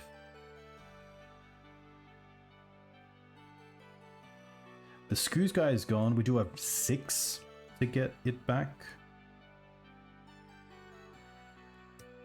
Yeah, so Bowmaster. We'll see what it takes out. It takes out... Interesting, it takes out this instead. I guess that deals the damage, but what we can just get to do is swords this. And then we're just happy either way. Oh, I could have mazed this one. Apologies, that's on me. That's on me.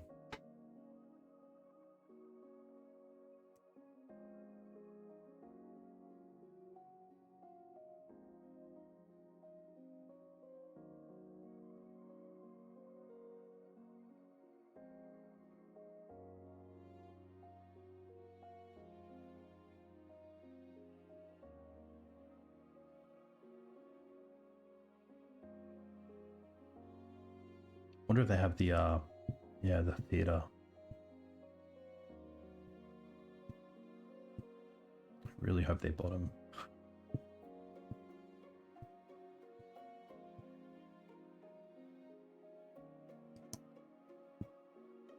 Very macabre, interesting. That's cool.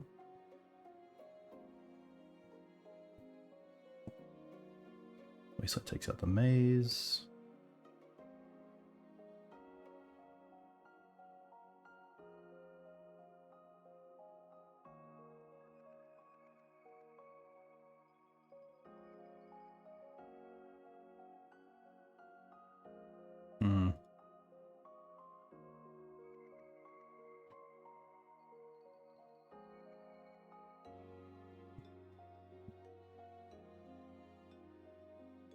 Tough one for sure. I'm holding the Savannah for the other Mox Diamond, but I don't want to play it just in case of something like Meltdown. I'd rather hold it for now. They have 1 card left. No attacks.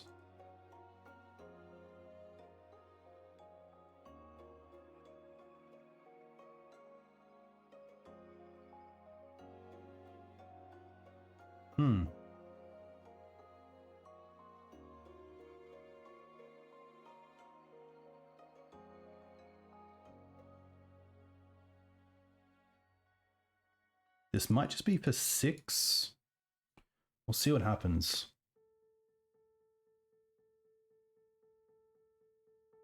Grist is also kind of cool. Knight's pretty big. It might just be Knight.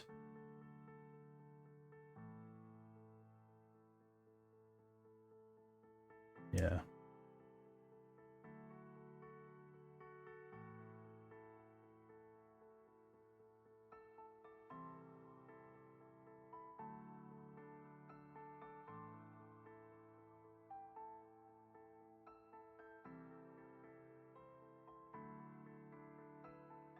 Ooh.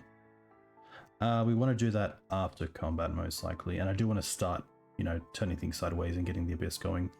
Do I actually?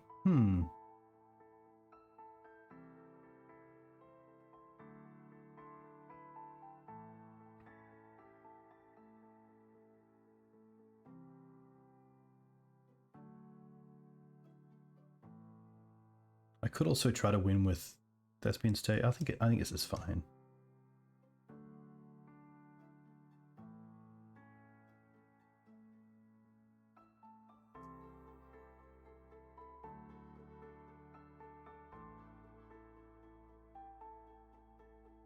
I don't want to get them all back.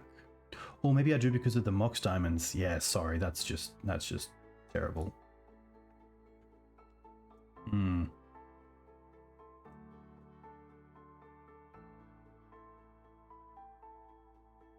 Well, at least if they bauble, the Bowmaster kills something.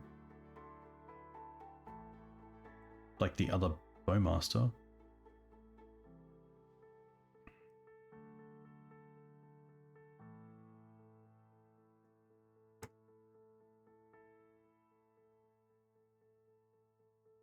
Okay.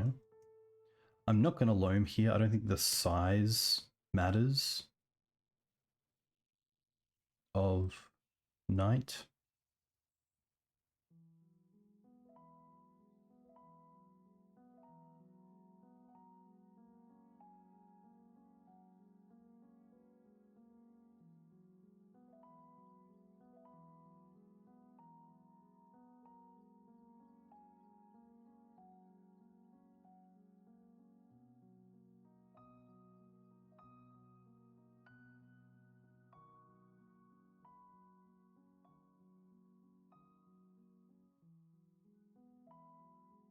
Don't mind this attack.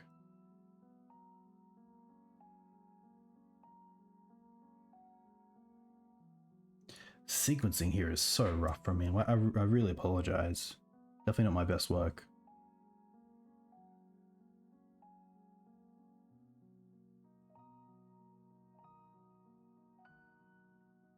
Yeah, terrible. Sorry. We're going to try the ley lines.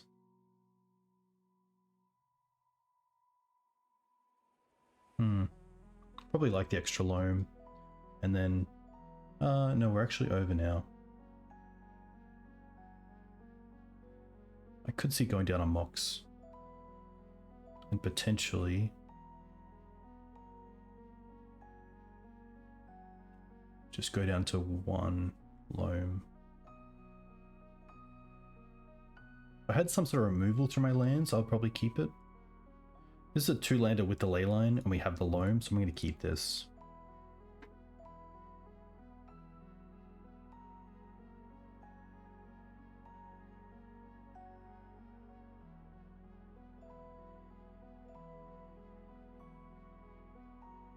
We get to Leyline, hold up Sword, and then potentially Mawloc, or hold up Surveil Land into Loam. A lot of options here, which is nice.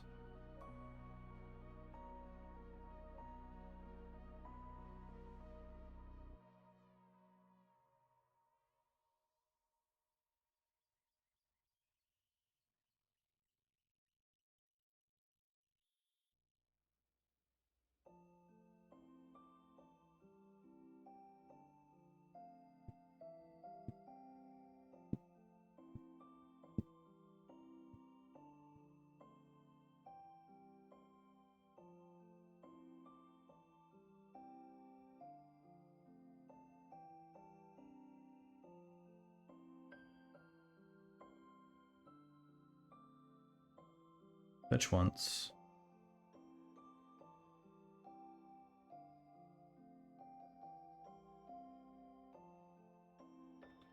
Get the forest out of the deck. And then we're just going to get probably Plateau. Blowing back these two.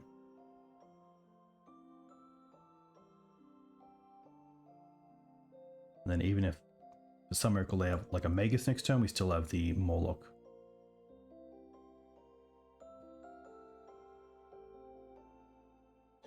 Well, we're on the board, ladies and gentlemen. It only took a little while, but we got there. But look, our opponent's on 5, and they started with Wasteland Pass. So, really tough spot for them. Which is sad. That deck looked really cool.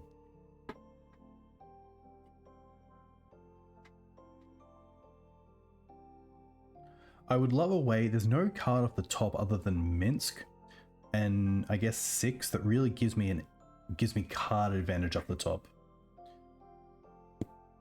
It actually was a really nice hand. I think I would have done really well against any 7 that they would have had. To have removal, like Leyline kind of stops DRC, stops Nethergoyf, which is really nice. I'm not too sure how they would deal with it, because obviously Molten Collapse doesn't. But Mox Chalice is what I'm really looking for here. Don't have it. They're playing Lutri, so they're playing a companion deck. Okay. I'm happy to keep this and see how it performs. I'm going to start with the Mortuary. Put that in the graveyard.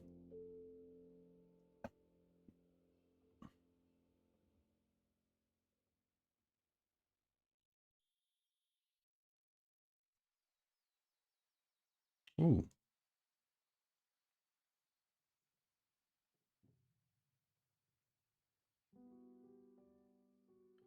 Don't want to show the Wasteland, so I'm going to go Mox. Pitch. Play. Play.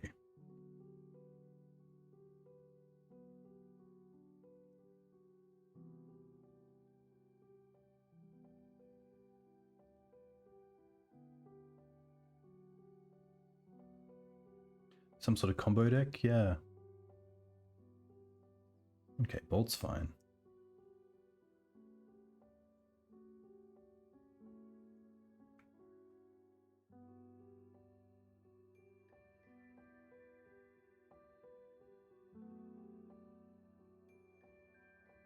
Don't want to fetch for anything here.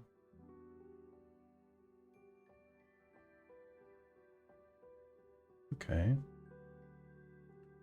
Pretty happy to try to take them off the Badlands here. They didn't even float mana.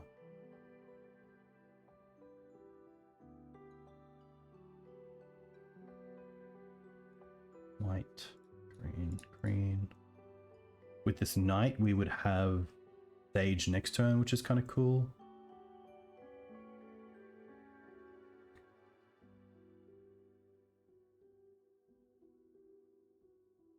Ooh, okay.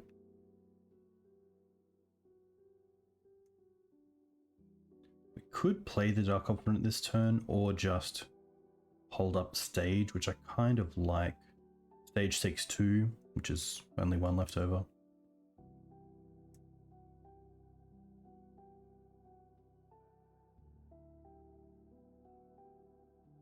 Wow, okay.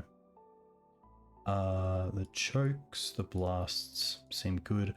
I'm just gonna bring in the Leylands because they were playing black. Don't think this is really a punishing fire matchup, but I'll keep 1. Decay can most likely come down. Endurance isn't too bad. Goyf is nice. I might drop a Knight. Maze. A Moxen. Maybe not the Leylines. Keep the Mox because of turn 1 Chalice.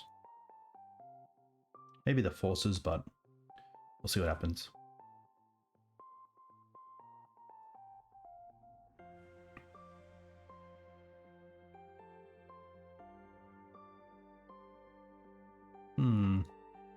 Bit of a slow hand. Turn 1 Green Suns for Dryad Arbor, turn 2 Loam, go from there. Pretty happy to mulligan that. Okay, this is a little bit better. We have a lot of play to it, so I'm going to keep this bottom the Barrogoyf.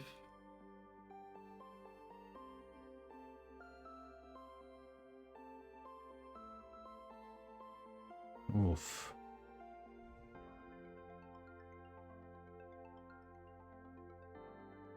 Start with that Chalice.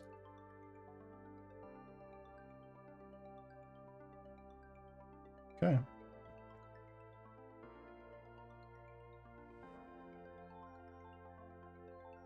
Mox there are a pretty fantastic draw just to really speed us up.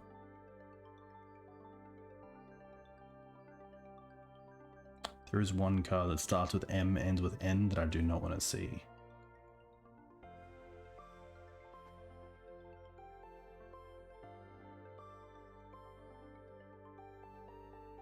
Ledger Shredder, okay. It's pretty cool. Ooh, nice. I think because of that, I'm happy to try to get the Dark Confidant down as soon as possible to draw into the lands for choke. A Tainted Pack deck would be very cool.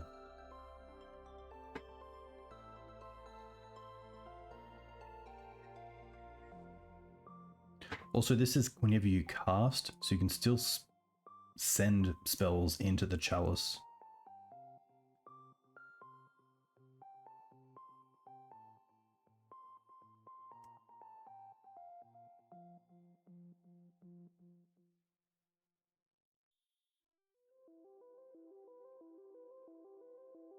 Okay. You can have a little look.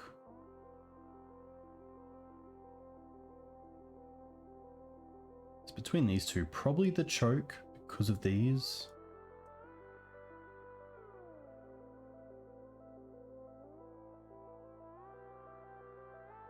They targeted themselves. No opponent. Oh.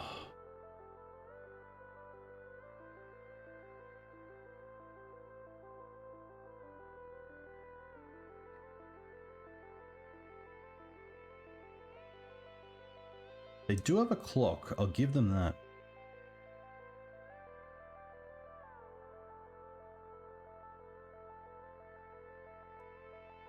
Blast is pretty extraordinary.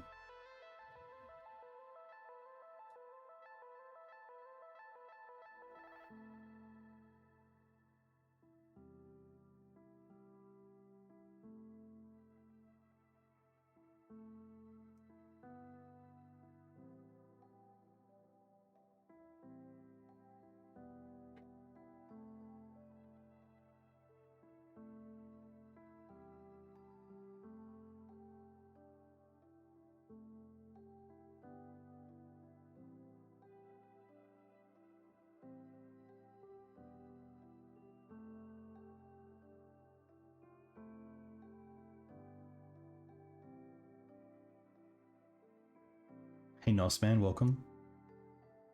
You doing well?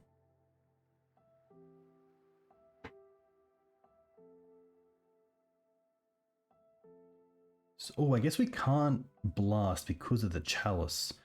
That's actually pretty interesting.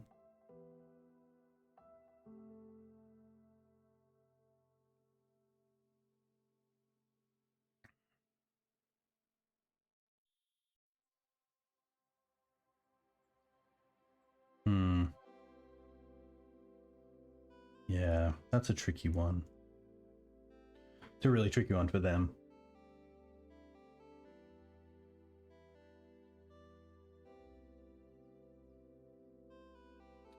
But I love what they were doing. I do love Lutri. I play a lot of Lutri in Highlander, which is a Australian based format. Australian 7-point Highlander. Similar to Canadian Highlander, which is 100 cards. Australian 7-point is just 60 cards with a 7-point ban list. And Lutri's pretty sweet, especially with cards like Price Progress, Fire Blast, Gush. Some really cool cards you can pair it with. Alright, maybe we can pull this back to a 3-2. I would love that. It would be really nice to finish on a high. But we'll see what happens.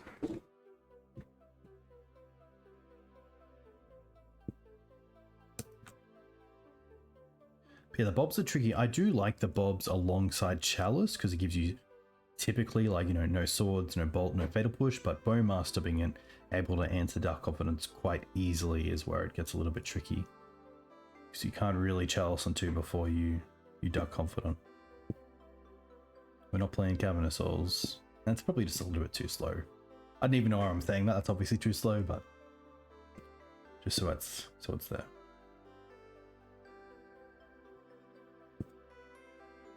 But yeah, I'm gonna wake up and hopefully there'll be no grief around. That would be pretty sweet. Refresh the format a little bit. Hey Matt, welcome. Hope you're doing well. I know you've been enjoying some pretty cool decks in Legacy, like cats, and I think you had rats or something else. Expected grief. Probably nothing else. I don't think anything else should change until grief is out of the format and the meta has kind of adapted from there. There are some really powerful cards, but I think for now, yeah, we'll see. Frog is very good.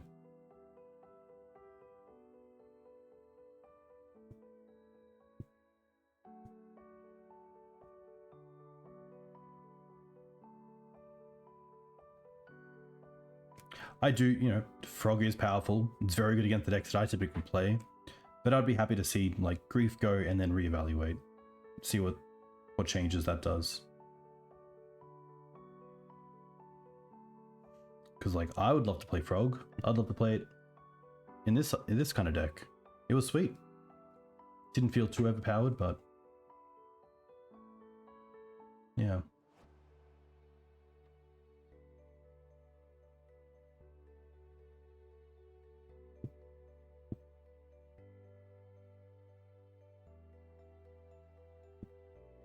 Putting us tonight, D&T, we played against Bug, and then Blue-Black, and then Blue-Red Lutri.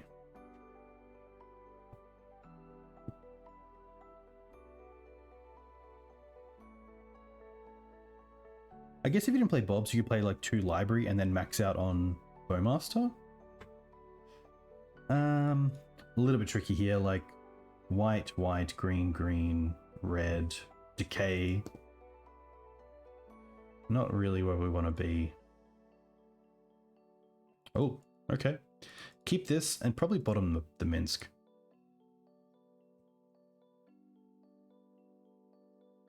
We have turn 1 Bowmaster if we want it. We have Abrupt Decay turn 1 if we need it.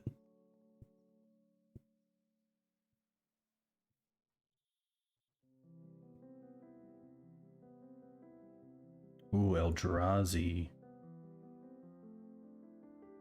Okay. Probably pretty happy to take out the pedal here if we don't find Wasteland.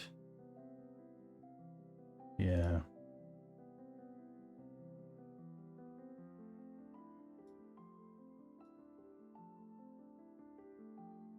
Pretty aggressive, but I don't mind it.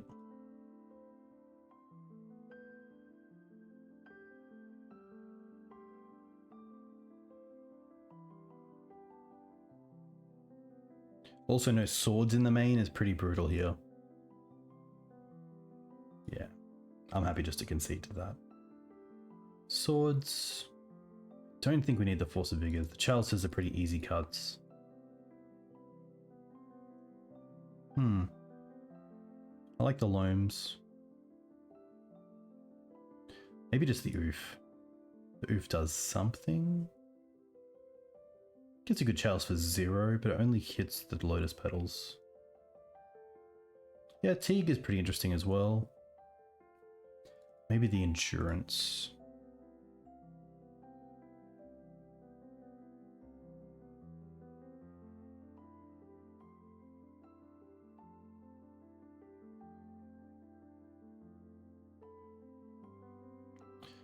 Double Wasteland hand.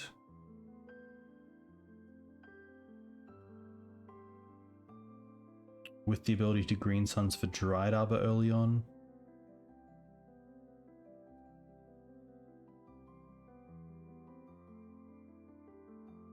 Where are we?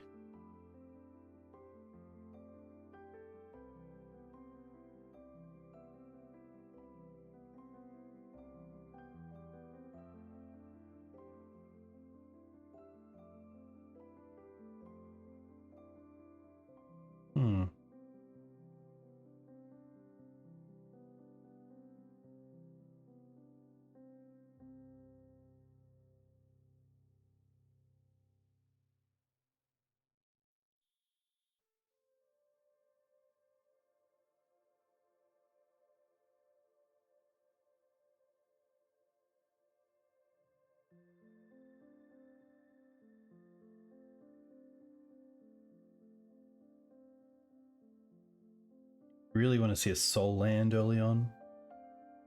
But Soul Land Petal or like Elvish Spirit Guide creature would be pretty brutal. So obviously we don't have a great way to actually hit a creature once it's on the field.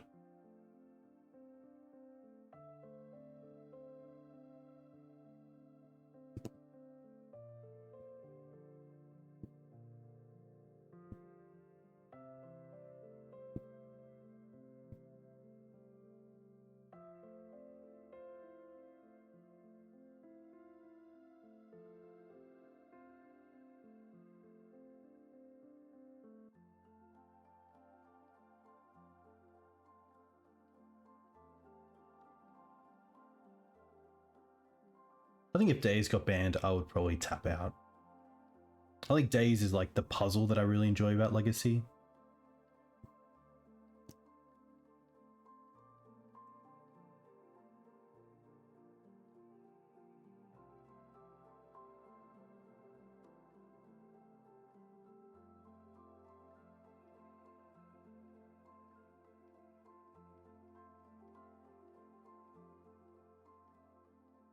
I do like what Daze brings to the format.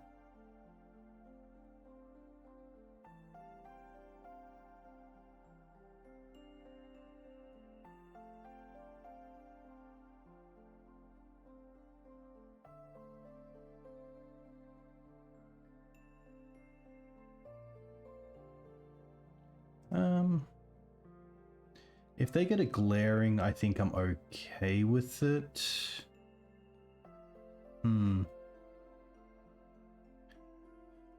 Maybe not.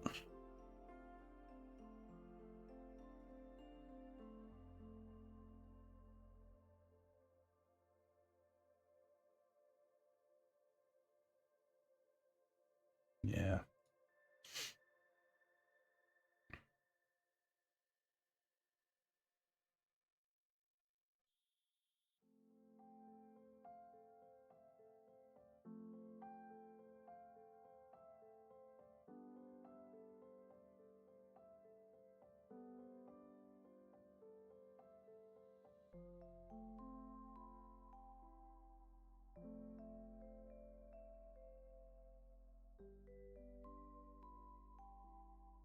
At least Dryad Arbor here is 2 creatures or 2 types, which is nice.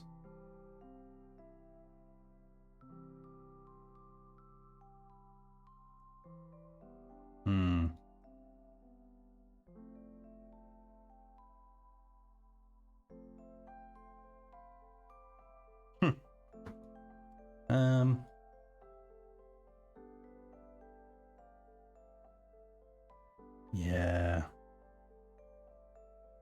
That's a tough one.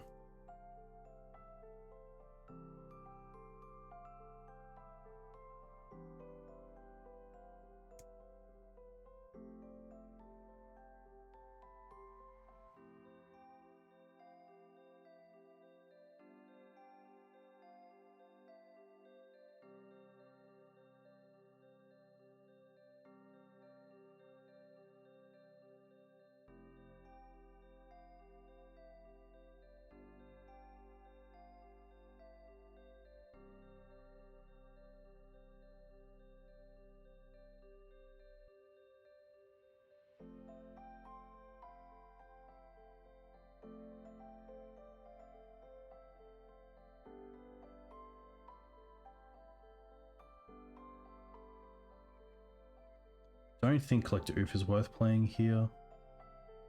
Like, taking us up white and red is just a little bit too much.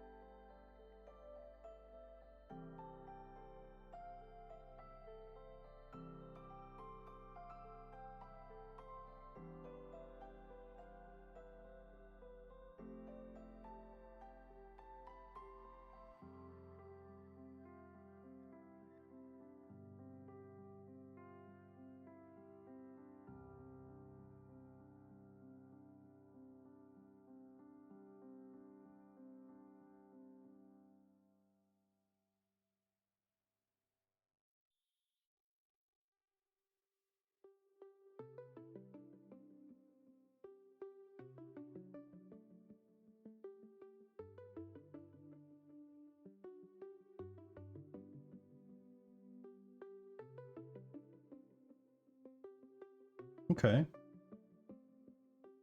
mean, that's a start.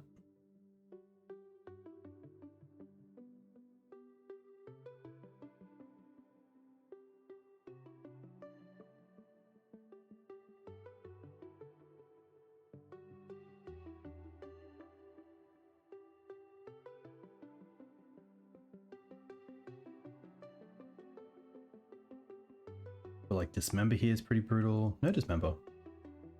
Interesting.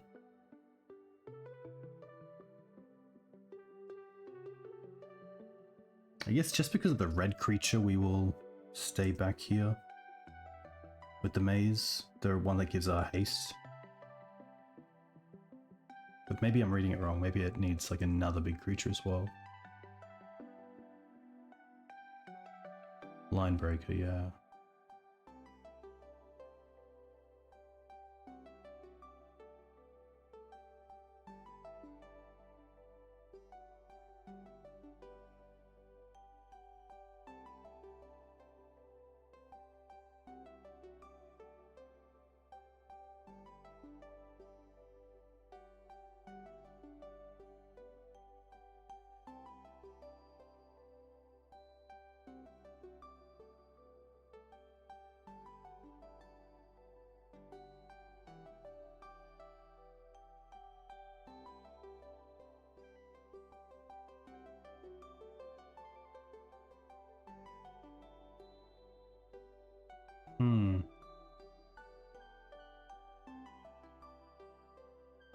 Okay. We still get a big creature here, which is nice.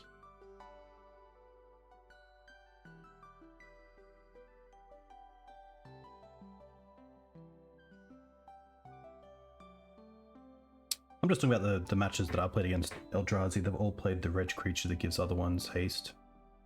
So it's what I would play around. But maybe I didn't need to with it. Not having enough damage for everything else.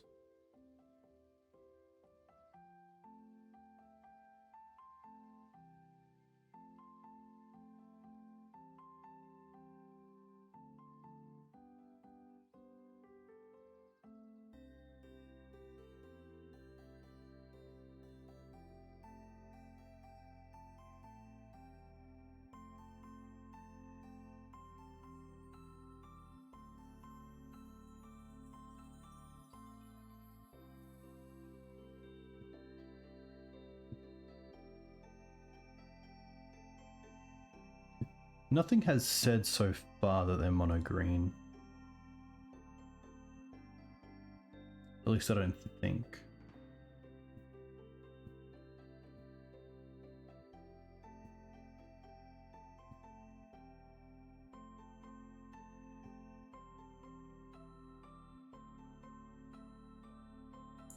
The little raccoon that could. Obviously, like the Eldrazi command is pretty good here, gets rid of the Keen-Eye.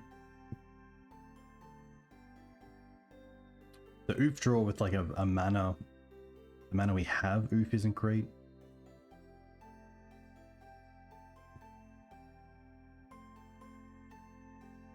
That is all part of it.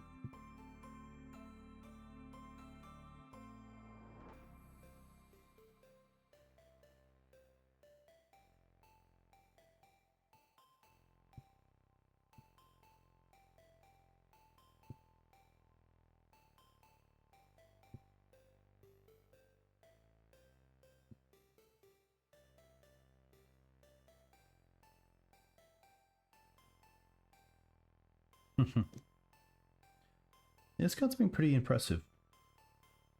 Especially just the one exile target card from a graveyard instead of it being green.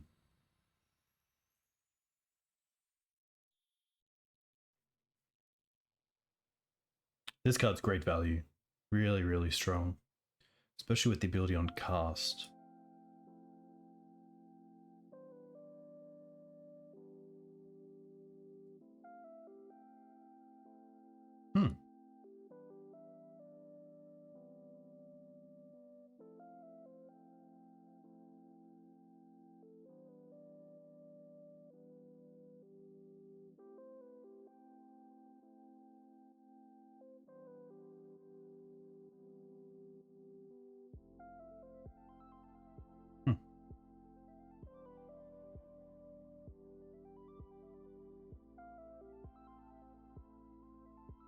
Yeah, I think maybe the mana base should be looked at because, like, it is, I think, 27, but, like, one is Maze, one is Dark Depths. And then there's Stage, there's Bog, etc.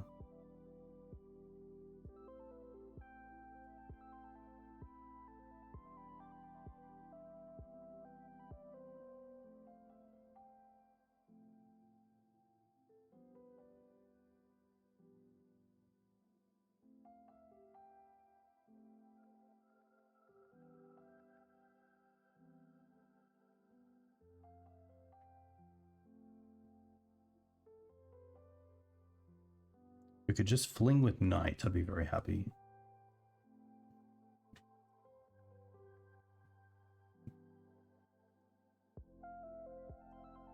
I guess that is a reason to have the Riftstone Portal in the deck, is because of things like Maze and Dark Depths. But it's tricky to set up without something like Crop Rotation or Elvish Reclaimer.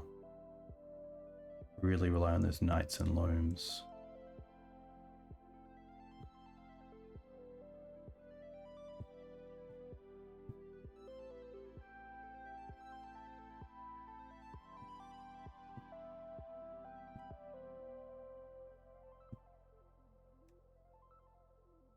Yeah, I think honestly, potentially, Ouphe just is not worth it. I think it just hits us a little bit too hard compared to our opponent. Eldrazi typically makes all their land drops pretty efficiently.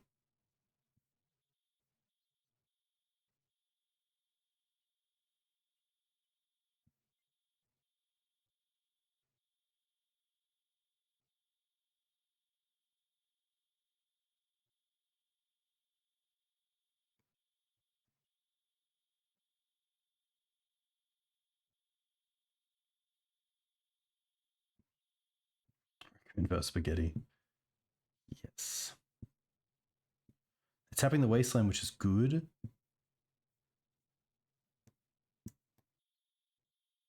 A command. Okay.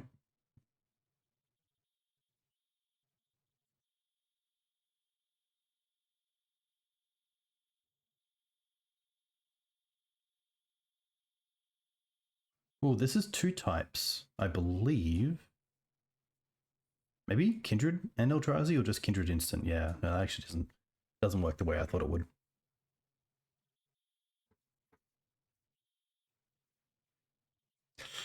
Yikes.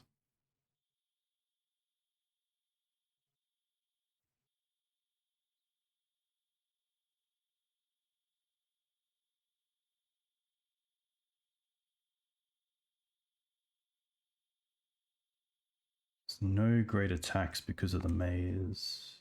Counts as two types? Okay, cool. That's good to know.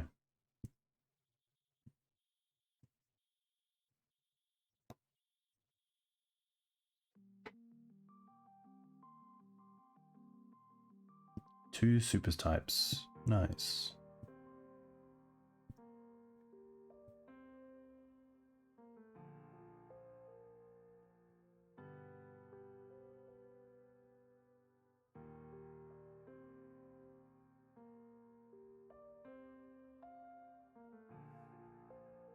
good.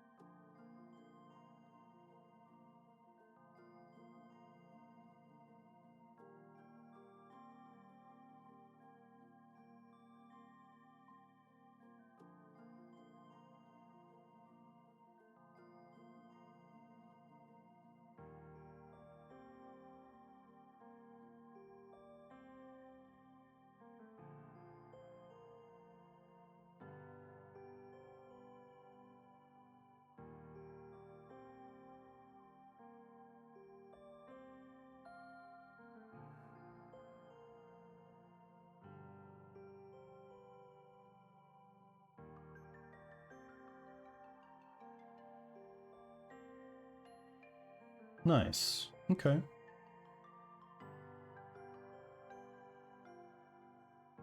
Loam would be okay here. A little too late.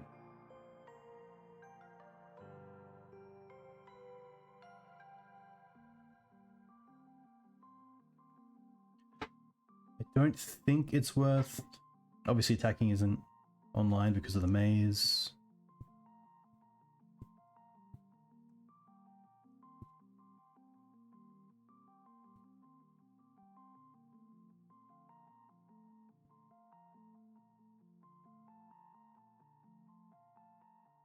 I think Plague Engineer is actually pretty good right now. Plague hitting both Eldrazi and also, is it Insect off the Spring enchantment out of Elves? I think if I played Abzan Maverick again, I'd fit a Plague Engineer in the 75 to find with either. Fiend? Cats. Yeah, cats as well. Gotta respect the cats.